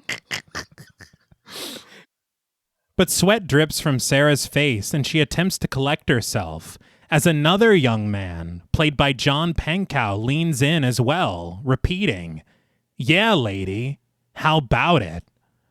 Sarah trembles a gasp when she sees that this man is wearing a golden Ankh pendant. She pushes her way past him, but the man looks down, clutching his necklace and removing his hand from it, revealing it to only be a crucifix. Oh, man. For a second, I was like, oh, shit. I was like, is that a secret society? That's exactly what I was thinking. But I love that it's not. Right. I thought it was really cool. Yeah. The second man curses Sarah as a crazy fucking junkie as she keeps walking down the street, huddled for warmth from the cold. Miriam spies her from the second floor window, watching as Sarah cowers to avoid being hit by a taxi. It's like, they really hate vampires. But just as she predicted, with the score warbling around her, a desperate Sarah returns to Miriam's doorstep where she's invited inside. Miriam takes her to bed, and through the thin canopy curtain, she promises Sarah that she'll bring someone to her, someone who can feed her hunger. And keeping her promise, we see the Blaylocks' car pull into a parking space in a seedy neighborhood. But bathed in the red light of his apartment, I think he lives next to a Kenny Rogers Roasters or something. I was like, what is this? It's Giallo, baby. Tom places a call to a Dr. Schrader, presumably the leading blood specialist that Sarah was supposed to see. He leaves a very worried message, inquiring about Sarah, but we watch as Miriam smiles at Ron, a man on the street played by James Aubrey, as he opens the passenger side door of her car and takes a seat inside. I don't know why it just occurred to me here, but my thought that I wrote down was, meanwhile, John is just rotting in the attic. Yeah. We moved on from him so quickly. We did. It's not fair. James Aubrey, he was in Lord of the Flies in 1963 and Spy Game in 2001. He looked incredibly familiar. Yeah. Miriam takes Ron home, where he helps himself to a drink, spitting his gum out onto the carpet and humping the air when Miriam leaves the room. This guy is obnoxious as hell. Yeah, he will not be missed. No. But Miriam returns to Sarah through the billowing curtains of the hall, finding her worse for wear and drenched in sweat in her bed. Ron continues exploring the house, calling out to Miriam, who literally disappeared from his sight. As he climbs onto the elevator, Miriam offers Sarah a gentle kiss on her lips in bed. The score grows suspenseful as Ron rides up to the third floor, where Miriam now appears to be waiting for him in the shadows. He steps out of the elevator car, peering around for a moment, only to return inside and slide the door shut. But when he inspects his reflection in a nearby mirror, somehow, Miriam now stands behind him. He jumps, only to discover that he's all alone in the elevator car when he turns around. He soothes himself with another sip of alcohol, but Sarah lies sweaty in the fetal position in bed, shivering against the hunger overtaking her. Ron reaches the first floor again, stepping out, and I assume getting the fuck out of here. Yeah. I would hope. But before he can, he is seized by Miriam, lifting him off of his feet and forcing him back into the elevator car, where with a hiss, Miriam slices Ron's throat with her Ankh pendant. So I see strength was what she went with. Yes. So Yeah. That was the secondary. Yes, that's what I was waiting for. She got a few extra points from those, that 3.5 hours, I guess. Yes. It was a side quest. I mean, it gave her a lot of XP.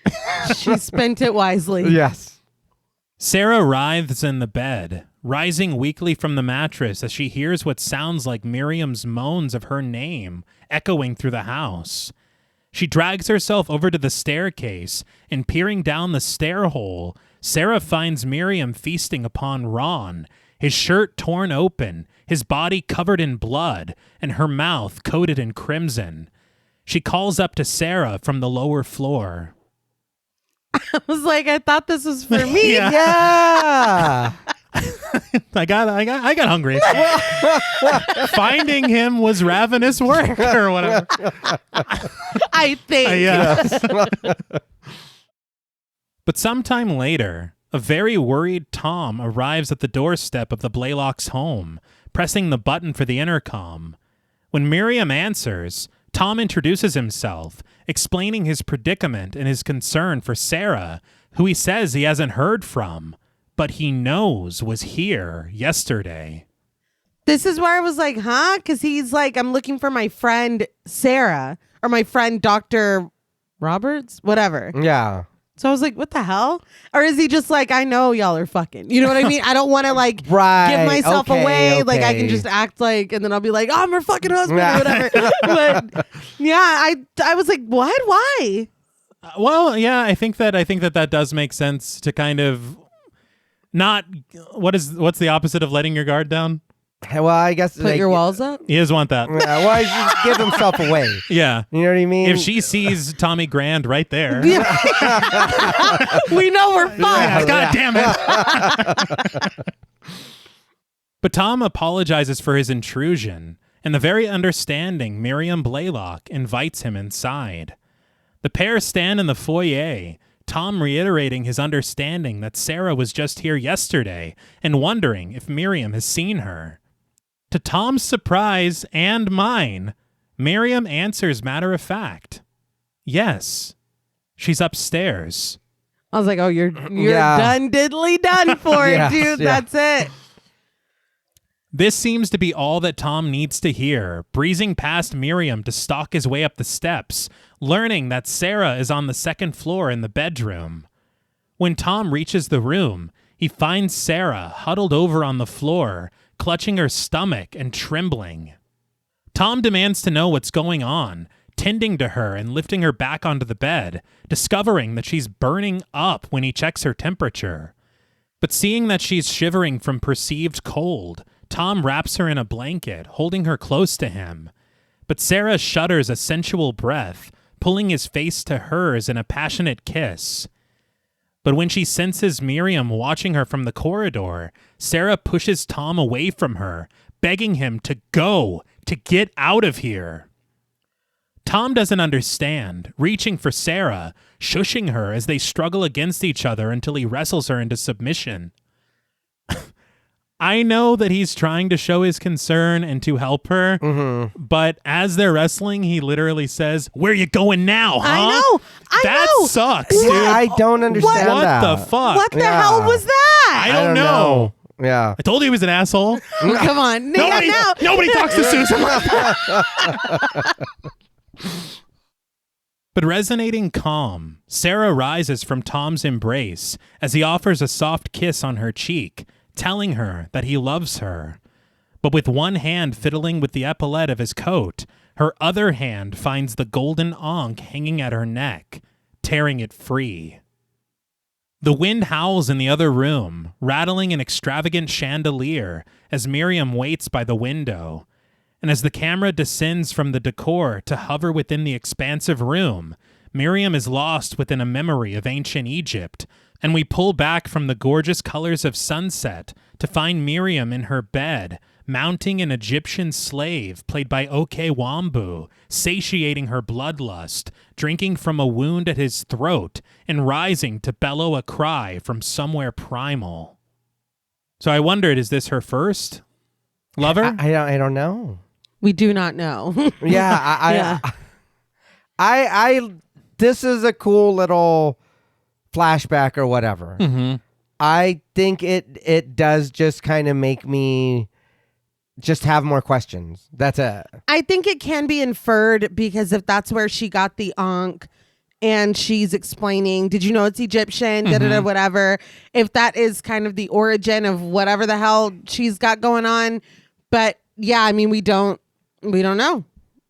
I think the way I saw it was that, and I was trying to kind of connect in her mind, like, to her, this is the birth of a new love. And so maybe she's rewinding back and thinking of the first time she did this. Okay.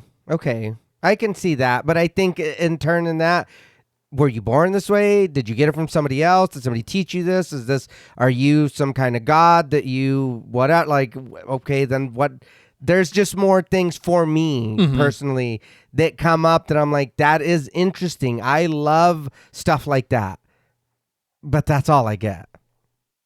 But the score grows wild as her screams echo, Miriam turning away from this memory and finding herself at her piano in the parlor.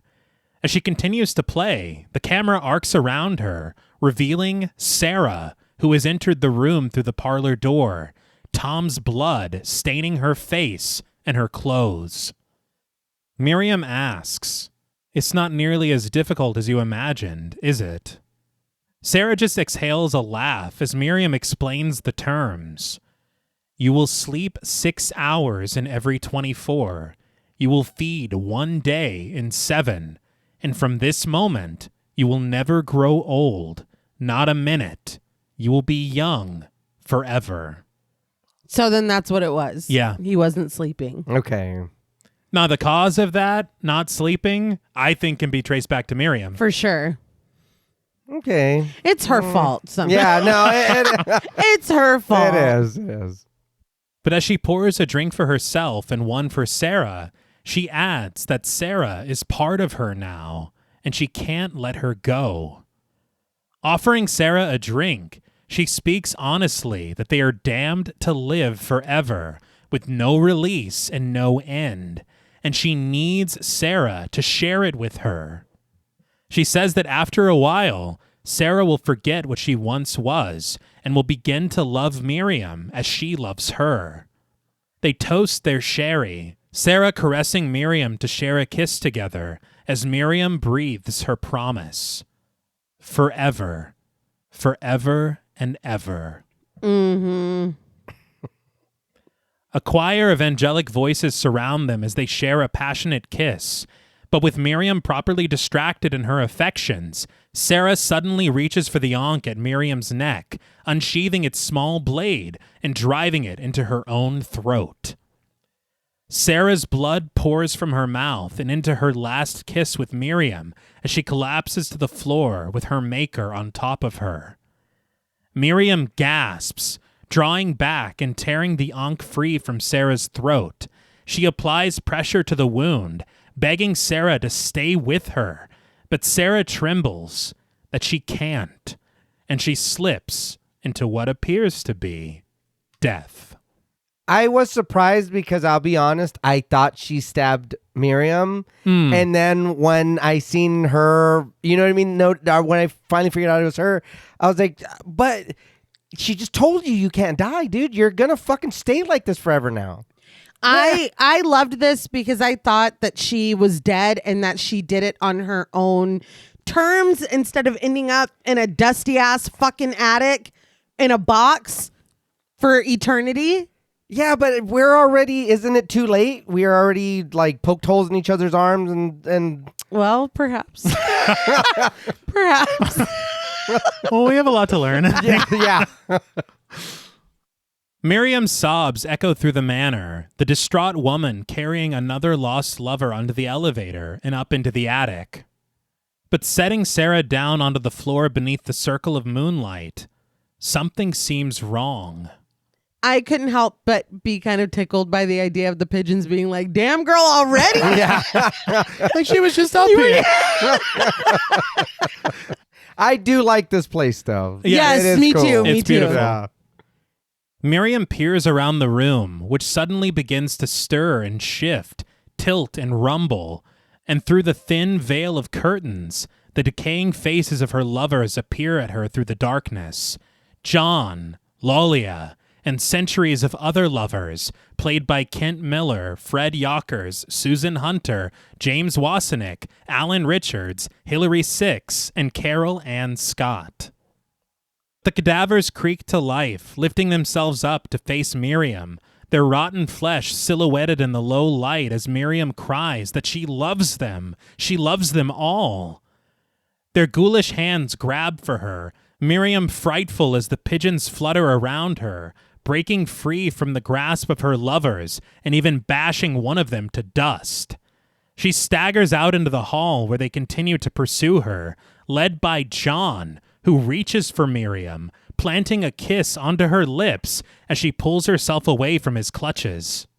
Miriam stumbles backward, crashing through the railing at the top of the staircase, falling for what feels like forever, crashing down the stair hole to a harsh landing on the ground floor. Her cadaverous companions stand in a shadowed tableau at the top floor, peering down at the woman who made them what they are, watching her writhe against something inside as thunder rumbles and lightning flashes around them. Miriam shakes her head madly as her former lovers retreat, her skin withering and decaying, centuries soon settling within the wrinkles and rotten flesh of her face. Finally free and released from this curse of immortal life, Miriam's former lovers clatter and crumble to dust in the attic, disintegrating and disappearing into what had long been an elusive death. Incredible. This sequence is amazing. I wanted to talk a little bit about the mummies. Yes. Okay. So, like I had said, when Dick Smith took the job, he was not concerned about the aging makeup. This is what he was concerned about. These kind of crumbling mummies were drawn very specifically by Tony Scott on storyboards.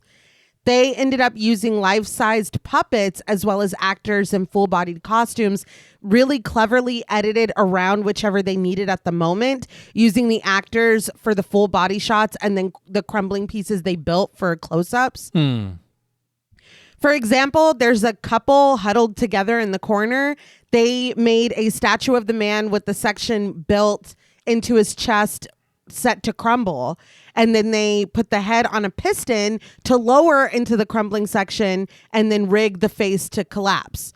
And then the woman was an actor in a costume, and then they replaced her with a rigged dummy. Okay. But the big challenge came when they didn't know what they could make the pieces out of to get them to crumble like they needed to, because Scott wanted them to fall like buildings. Anything that was delicate enough to crumble that way wasn't going to be strong enough to support its own weight. Yeah. So Carl Fullerton, who did work on Friday the 13th Part 3, Silence of the Lambs, and seemed to work consistently as Denzel Washington's makeup artist. Oh, wow. He took the lead on the mummies. He had to find a material that wouldn't crumble before it did what it was needed to do. He found this by accident with a batch of improperly mixed foam latex. When he baked it, it was super porous and crumbly. So he contacted the manufacturer to have more made for the production. Made wrong. Yeah. But this created another problem. It was the right amount of weakness for it to do what they needed it to do, but that also meant that it was so weak they couldn't sculpt any details with it. So Fullerton melted a brittle wax with micro balloons, which they said are essentially like these teeny tiny little balls of glass. He added baking soda and vinegar to the wax once it was melted and hot. Then he molded with this kind of like Frankenstein concoction that he had melted down.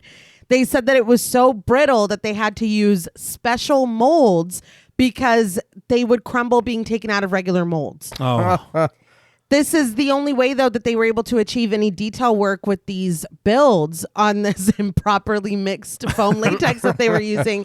And they shipped over 50 crates of these sculpted details to London with all the materials still in their special molds because they wouldn't survive the trip if they had just been packaged on their own. Yeah. Damn. But yeah, they were like inventing shit to make this work. Yeah. Same with Dick Smith creating a new adhesive for the beard or for the stubble. Yeah. It's like they really, really fucking rose to the occasion. No, these mummies like collapsing and like aging quick, that's fucking beautiful. And I can see why he would be so concerned about it because it is like 10 different Yeah. There's a people. bunch of them. They said that some of them they had rigged with wires. They would just pull them and then they would fall apart. Some of them, literally, depending on the angle, they were just fucking throwing on the floor and letting it break apart. Hey. Like it is really, it's just really incredible. And talking about them rising to the occasion, like these dudes fucking rose up. Oh, Yeah.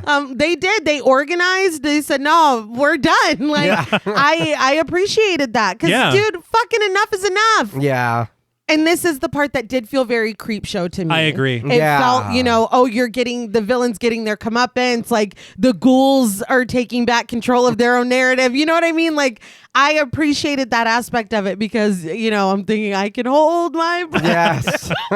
It feels in that vibe to me. I know what you mean because I know it's a bad thing that's happening or whatever, but when she's on the floor after she falls, I was like, you landed. You can stop moving. Like, I don't know why you're pretending like you're falling. And I was like, oh, no, you're dying. Like, oh my God. Yeah, she's got her own problems. Yeah. But sometime later, Allegrezza returns to the Blaylock Manor, still investigating the disappearance of Alice. He lets himself inside and calls upstairs for Miriam, but instead, he meets Arthur Jelnick, a realtor played by Shane Rimmer. Shane Rimmer, he was in Doctor Strangelove or How I Learned to Stop Worrying and Love the Bomb in 64. He was also in Gandhi in 82. Oh, shit. Seeing as he knows nothing of Miriam's whereabouts, Arthur simply offers Allegrezza a business card, telling him that they're handling the sale of the house.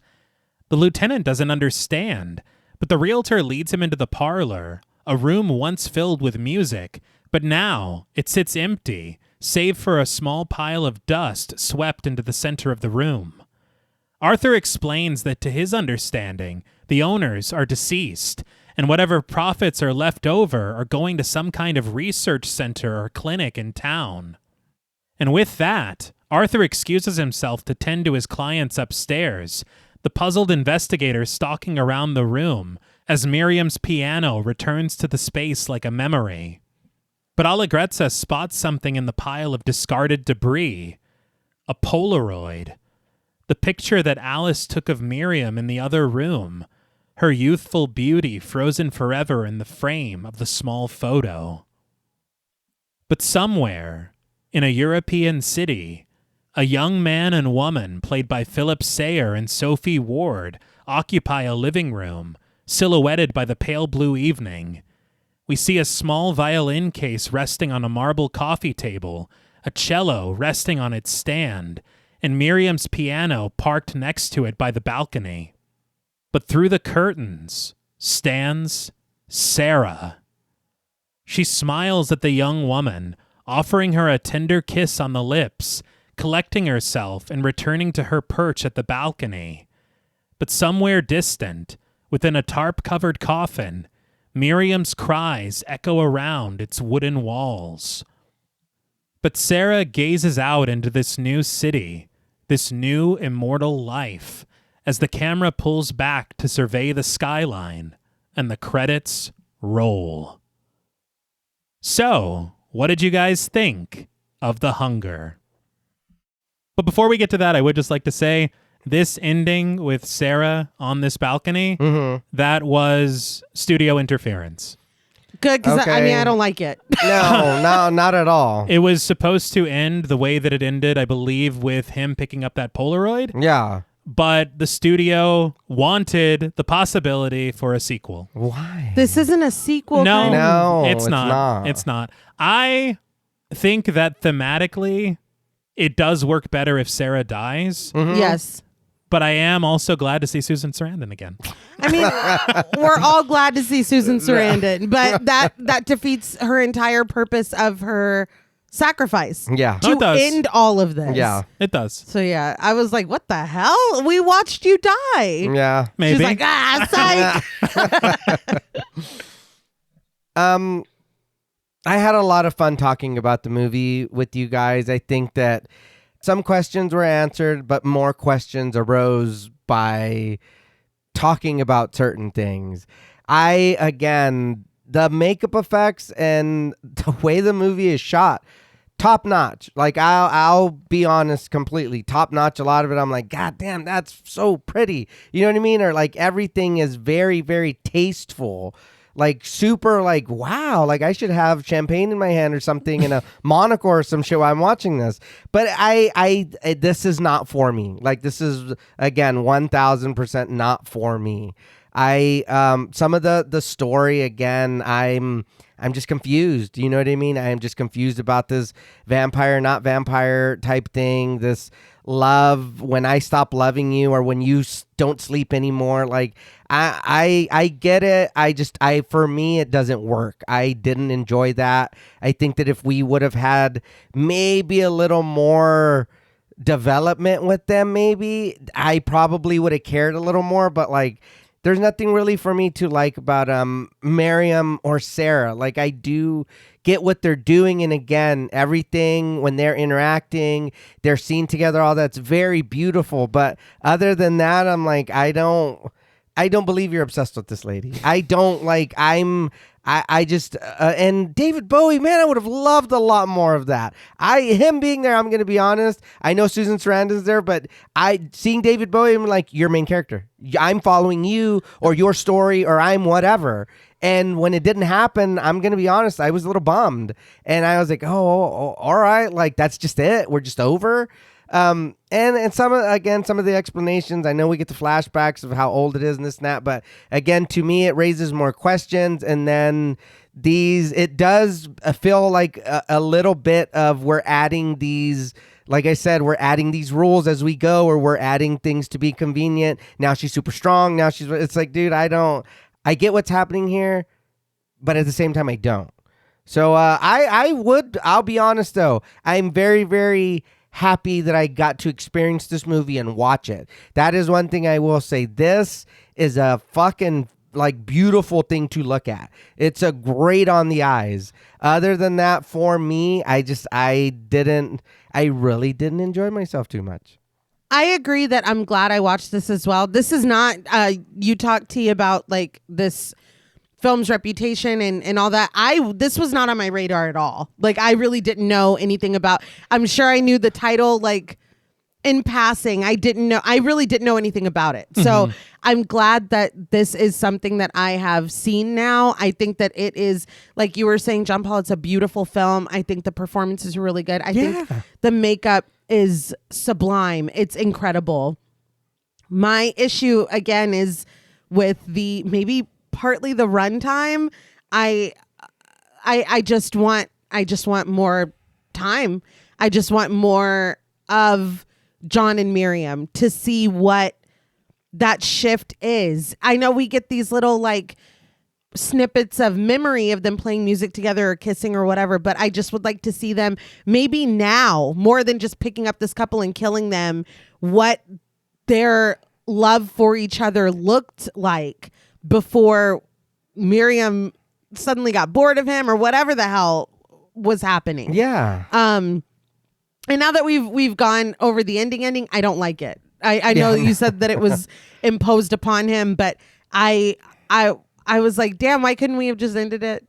Because that detective's like, oh, I told you this child is missing, and then you up and move? Yeah. Like, again, that whole aspect of it was completely abandoned, and it's like, dude, y'all look guilty as hell. And you were. Yeah. I mean, I know Miriam didn't kill her, but she was going to. Right. So, I mean, this whole, whatever the hell Miriam's got going on, it is very tragic and very sad, and she is a fucking rough villain. Like, she is ruthless for a film that is so like steeped in the idea of love and committing yourself to someone, the word forever itself, for that to be, you know, the core of this film, for her to be so fucking cold. And I don't care if she cried a little bit putting fucking John in his coffin. I don't give a fuck. That bitch did not care. She still put him. Yeah, she did not care.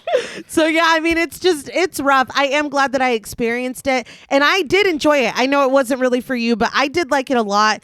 And I think what really sets it over the top for me is just that makeup work. It was Dick Miller or Dick Smith. Why am I thinking about Dick Miller? We just did The Howling. Yeah, we. All right. Oh. Yeah. He's on my brain for some reason. Yeah. But Interesting.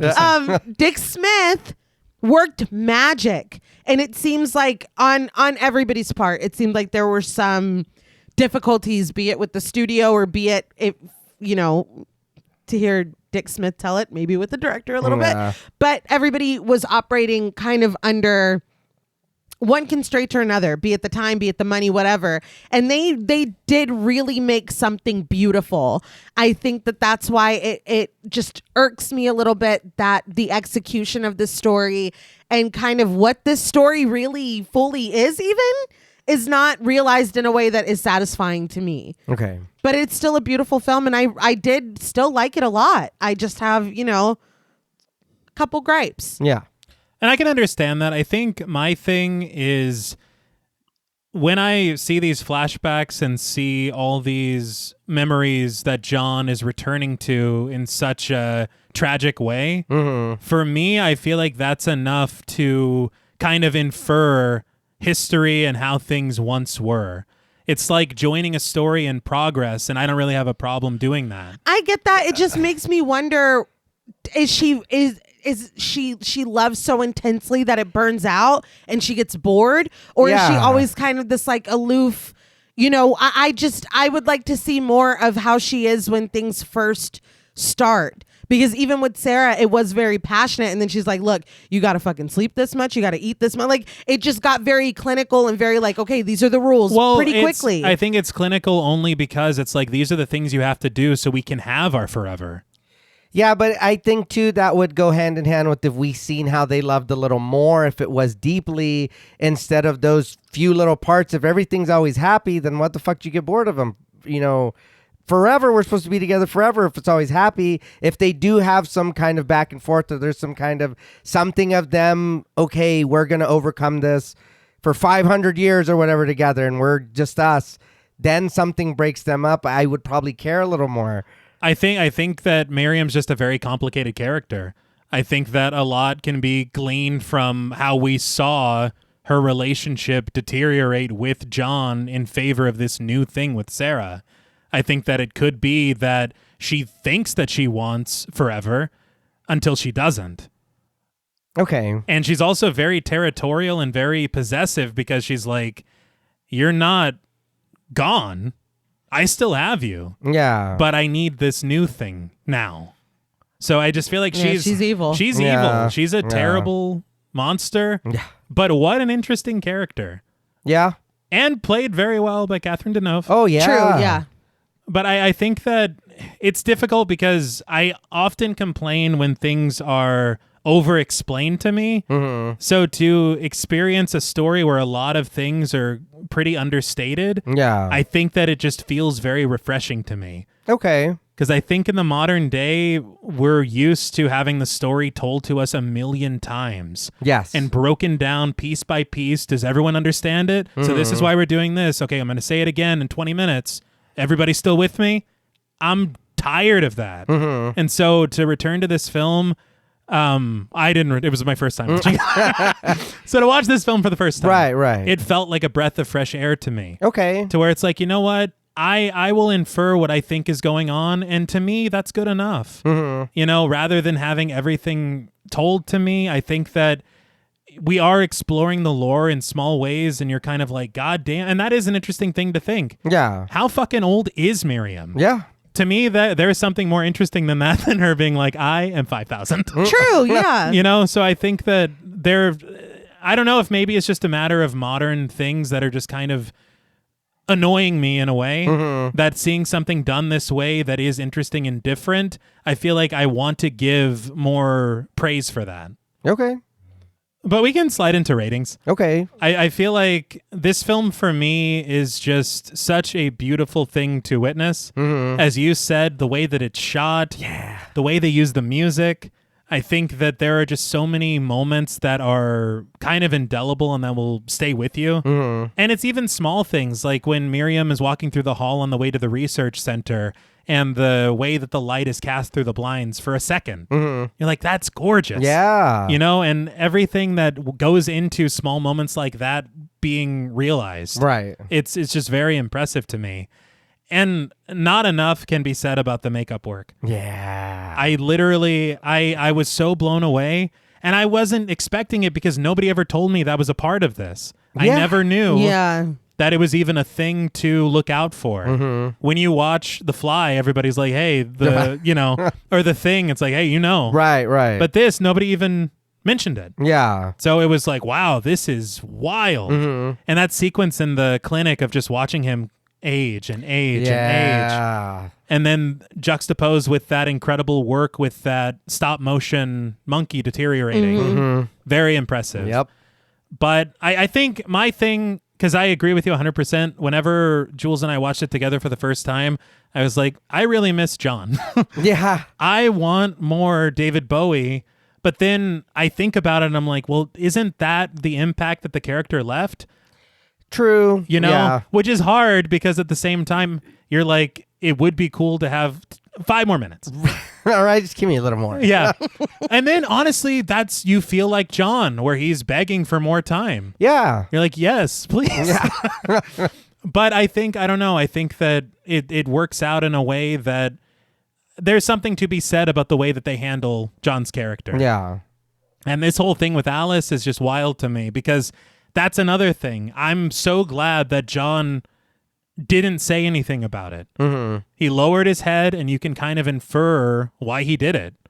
He wasn't like, so you couldn't get to her, or I knew you loved her more than me, or anything of that. Yeah, like, yeah. spell it out for you bullshit, you know? I think that it's very interesting to be like, we can kind of figure out for ourselves the various reasons why he could have.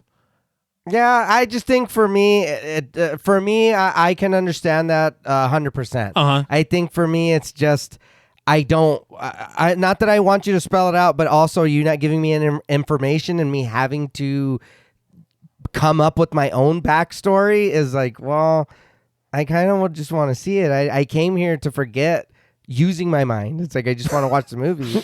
This ain't that movie. I know. But and I completely understand that too. I don't know. I think that there's something just really special about this.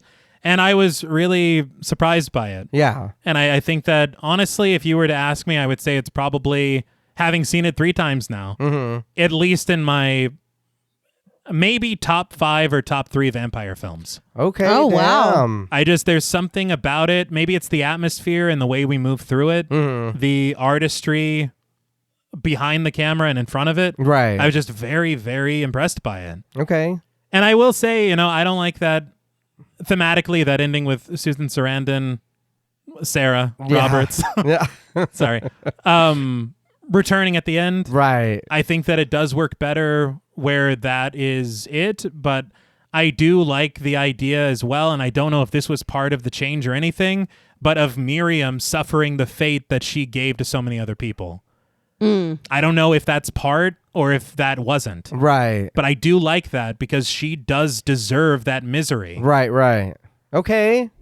But I think that the things that I am kind of like, I don't know about are outweighed by the things I love about it so much that it almost negates them. Right. And I think that if I were to give it a score, it would be probably a 9.5.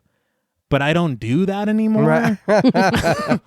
So for me, out of 10 kept and crumbling companions, I am going to give The Hunger 10 kept and crumbling companions out of 10. Okay. I don't know. There's something really, really special about this film, and I know I'm going to keep returning to it. Okay. And one more round of applause for David Bowie Susan Sarandon and Catherine Deneuve. Yeah. They did fantastic with their characters in this, I think. Mm-hmm. But I will now open the floor to you. No, and I get it, and that's why I want to be clear that this is not anywhere in any of my bags. You know what I mean? Yeah. It is a very nice movie to look at, and I do like going through the story again. Like I said, I do understand. Don't spoon feed me the information. You know what I mean? Just let me figure it out. But I like I said, for me, there's just too many parts where I'm asking questions, and then in those questions I'm getting lost at what I'm looking at, and it was kind of distracting me from what I'm supposed to pay attention to. And then when we do get these parts that happen very quickly, or they're like just transition or whatever, it's like, okay, did I miss something? What am I? And there's no hate, no anything, but you can definitely tell that whoever did this did music videos, did commercials, did what, like, to me, that was a few times. And it's even in my notes. I'm like, this feels like a music video. Another time I was like, this feels like a commercial. And you do feel that. And for me, I think it was a weird, I guess, balance of me trying to remember this is a movie. Watch the movie. Because it did just feel, it took me out of it. It almost kind of took me out of what I was experiencing because of the way it looked.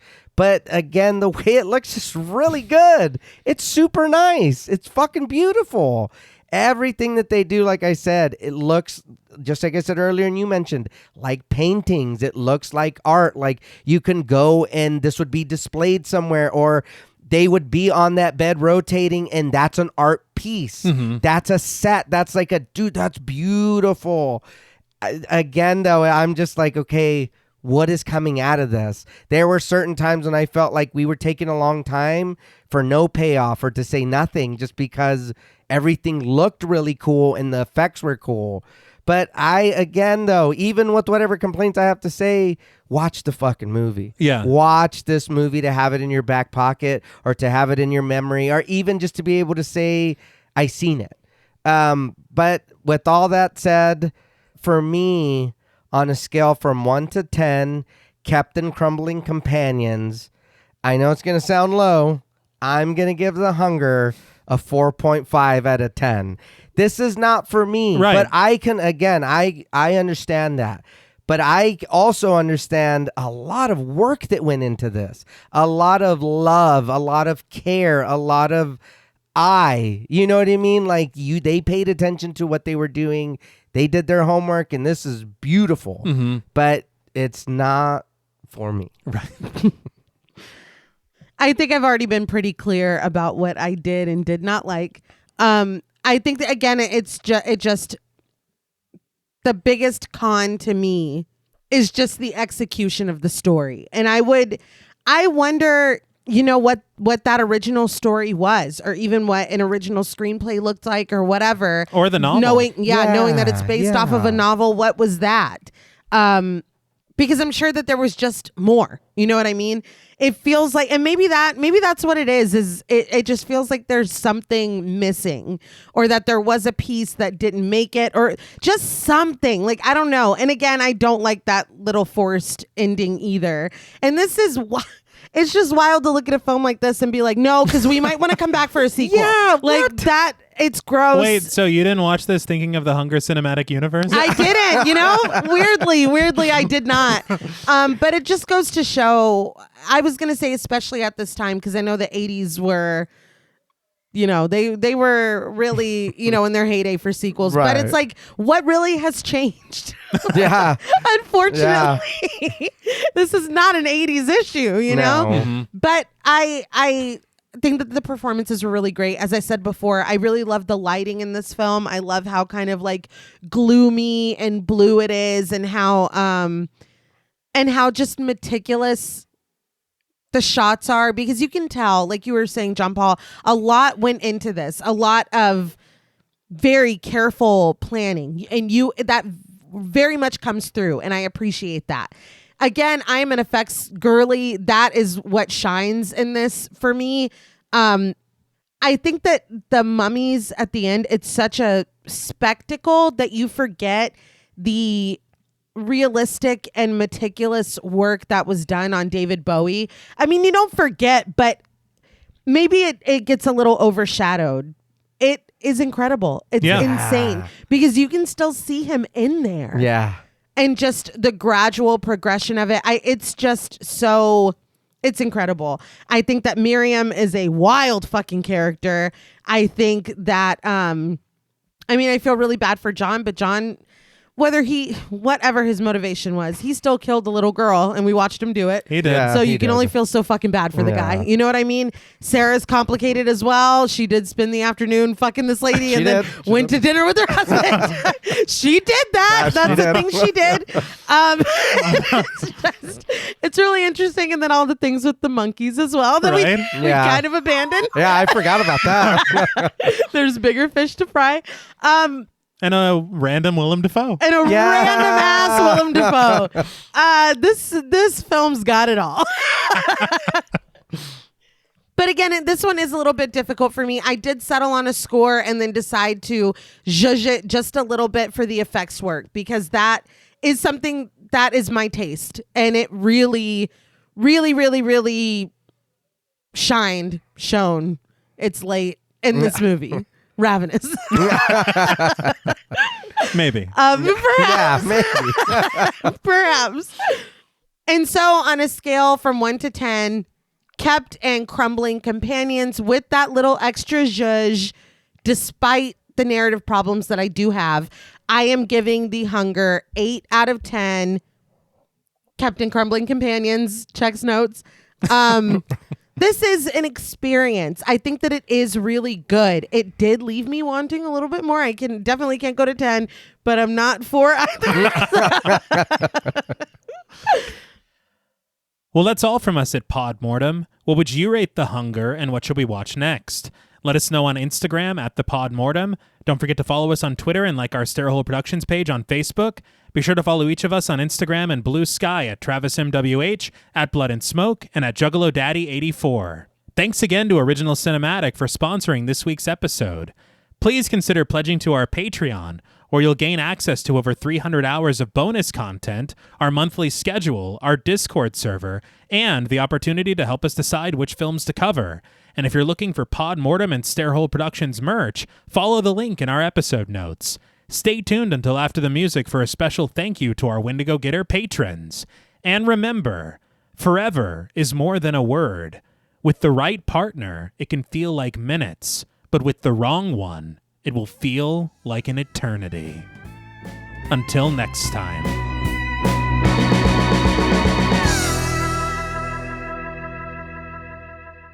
Thank you for staying tuned. We want to give a very special thank you to all of our Wendigo Getter patrons. Woo! Yeah. Fantastic work. A special thank you to Chris Ontiveros, Kristen Lofton, Megan Martinez, Kimberly Bass, Sophie Hodson, Anthony Jerome M., Jordan Nash, Kent Morton, Lala Thomas, Travis Anissa Hunter, Miguel Myers ATX, Jennifer Perez, Allison O'Neill, Carissa, TJ and Angie Bronson, Andy Teague, Applin Ontiveros, Karima Rhodes, Kimberly Kleindienst, Bobby Holmes, Donna Eason, JD Rizak, Molly Gerhart, Armand Spasto, Aaron Aguirre, Eggy, William Berry, Charity Oxner, Amanda Six, Mandy Rainwater, Jordan Roberts, Dylan, Spencer Montalvo, Pancake the Panda, John Ramos, Michael Newting, Alexis Roberts, Itzy M., Gary Horton, Kate Lamp, Carlos and Sydney, Jessica Hunter, Helena Rudder, Alan Johnston, Mariah, Livy Fun, Scott Troutman-Wise, Mozzie Bear, Dave Burke, Emma Hagel-Kissinger, Valerie G., Emiliana, CB, Taylor Santana, Will Lewison, Angelique, Smelly Poo Poo Head, Beth Bauer, Cookie, Esperanza J., Jason Kyle OKC, Joshua Rumley, Danielle Peralta, Sawyer Reese Farr, Sahara, Girl That's Scary, Cassandra, Andrea Simmons, Ashley Higuera, William and Xxena Rush, Ryan Brom, Megan Ochoa, Laura Lassiter, Eileen O., Marissa E., Henry F., Megan M., Strangely Sarah, Christy Beck, Nancy and Andy, Amanda Lopez, Andy Terrell, Erica Morin, Tris Wynn, K.87, Mariah Jensen, Carrie A., Lonnie Lono, Powell, Kayla E., Maggie H., Murder Stina, Kristen Marcy, Ori 81 Boricua, looked like that one girl. Bog Boy, Felna 63, Alita Pui, probably my jugs. Kate Thackeray, Wade Pack.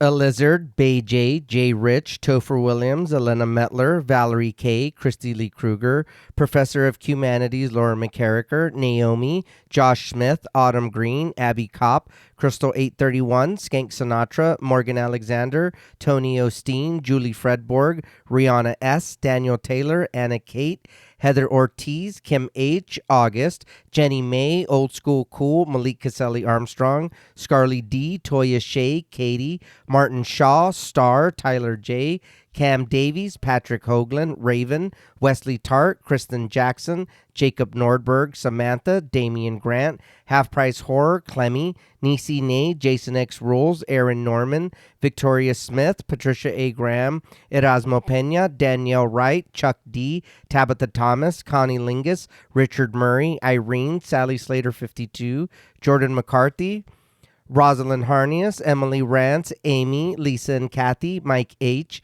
Christian Sadler, Hannah, Sarah Jack, Casey L, Evelyn Knight, Paula Garcia, Nikki M, Ghastly Granddad, Megan and Alexandra Saldivar, Lisa Sykes, Kelsey Niemeyer Cook, Martina LaForce, JG, Morgan Novello, Ashley, Alex M, Brandon C, Gordon Sutherland, Georgia Renlund, Ashley Poe, Diana Joe, Connor Gormley, Carrie Parker, Katie Face, Jane Pillsbury, Caitlin Asher, Mia Franz, Pooh Bear, Spicy Caldera, This is the Zodiac Speaking, Jason the Ghost, Moldy Tic Tac, Brian Ward, Tanner Rutgers, Gremlin Keeper 22, Sam Spade 666, Veronica, Kristen Rhodes, Daniel Laurent, Carmito, TVR, A Very Sweepy Baby, Nicholas Rage, A Lazy Boy, Nicola Williams, Sadison Miles, Stu Corbett, Brick O, Jaden Nicole, Lost Fan 08, George L. Robertson, Mercedes X Bleeple, Joel Miller Apologist, Cool Trainer Elijah, Mrs. Bloomingdale, Sierra Duncan, Renee Hart, Meg Likes Sleep, Final Boy, Alani, Elizabeth Thompson, Joey, Michelle Nicole, The Lipstick Demon, Less Than Zombie, Franklin Badge, Sean Reeves, The Kryptonian Orphan, Melissa B, Elena C, Jillian Munford, Evil Chris, Rex Term Raoul, Witchy Poop 19, Brian Avers, Danielle Milton, Instant Horror, Just Give Me One Wish Like Ray J, Skin Deep, Ashay Guevara, Aaron Mr. Clean Bouchard, Hinny Kravitz, Francisco Olmos, Paunchy Cat, Christina Perez, Buddy Boy Mac, Revamped, a Rewatch Podcast, Sarah Coolidge, Show Livia, Film Fiend, Catherine Clark, Brandon Brown, Jessica Hernandez, Camry, Amy Shipley like the Donuts, Jack, Alyssa Muskites, Jennifer Hager, Knox Nocturnal, Byron Pittman, Sophia Mason, Most Unholy S'more, Pear Bear, Tom Blades, Bonnie Bazell, Crystal Reddy, Stu Mocker-Focker, Sean Weeks, Chardonnay Carlina, Samira Samuels, The Chief King, Nicholas Doba, Philip Thomas, Ashley Gravely, It's Austin Buttercrush, Kimberly Martinez, James Floyd, Stephanie, Hope Mowry, Abe the Camel, DGS, J. Taylor Art UK, Robert Murdoch, GQ, Danielle Carter, Jason Moore Please, Nostly, Emily Jeffries, Joey Monda, Madison Basaw, Jasmine, Midnight Martini, Victor Rushing, Gavin Annette, Jennifer Monahan, Beetle Babley, Lucille Brooker, Tono Antone, McDingus, Brian Highsmith, Abigail Spitzer, Christina Juarez, Billy Williams, and Robert Quadriguez. Thank you all so much. Yes, thank you, thank you, thank you. Thank you so much. We appreciate each and every one of you, and we can't thank you enough because you make us want to do this forever and ever. Aww. But for real. Yes. Yes. No attic. No. Until next time.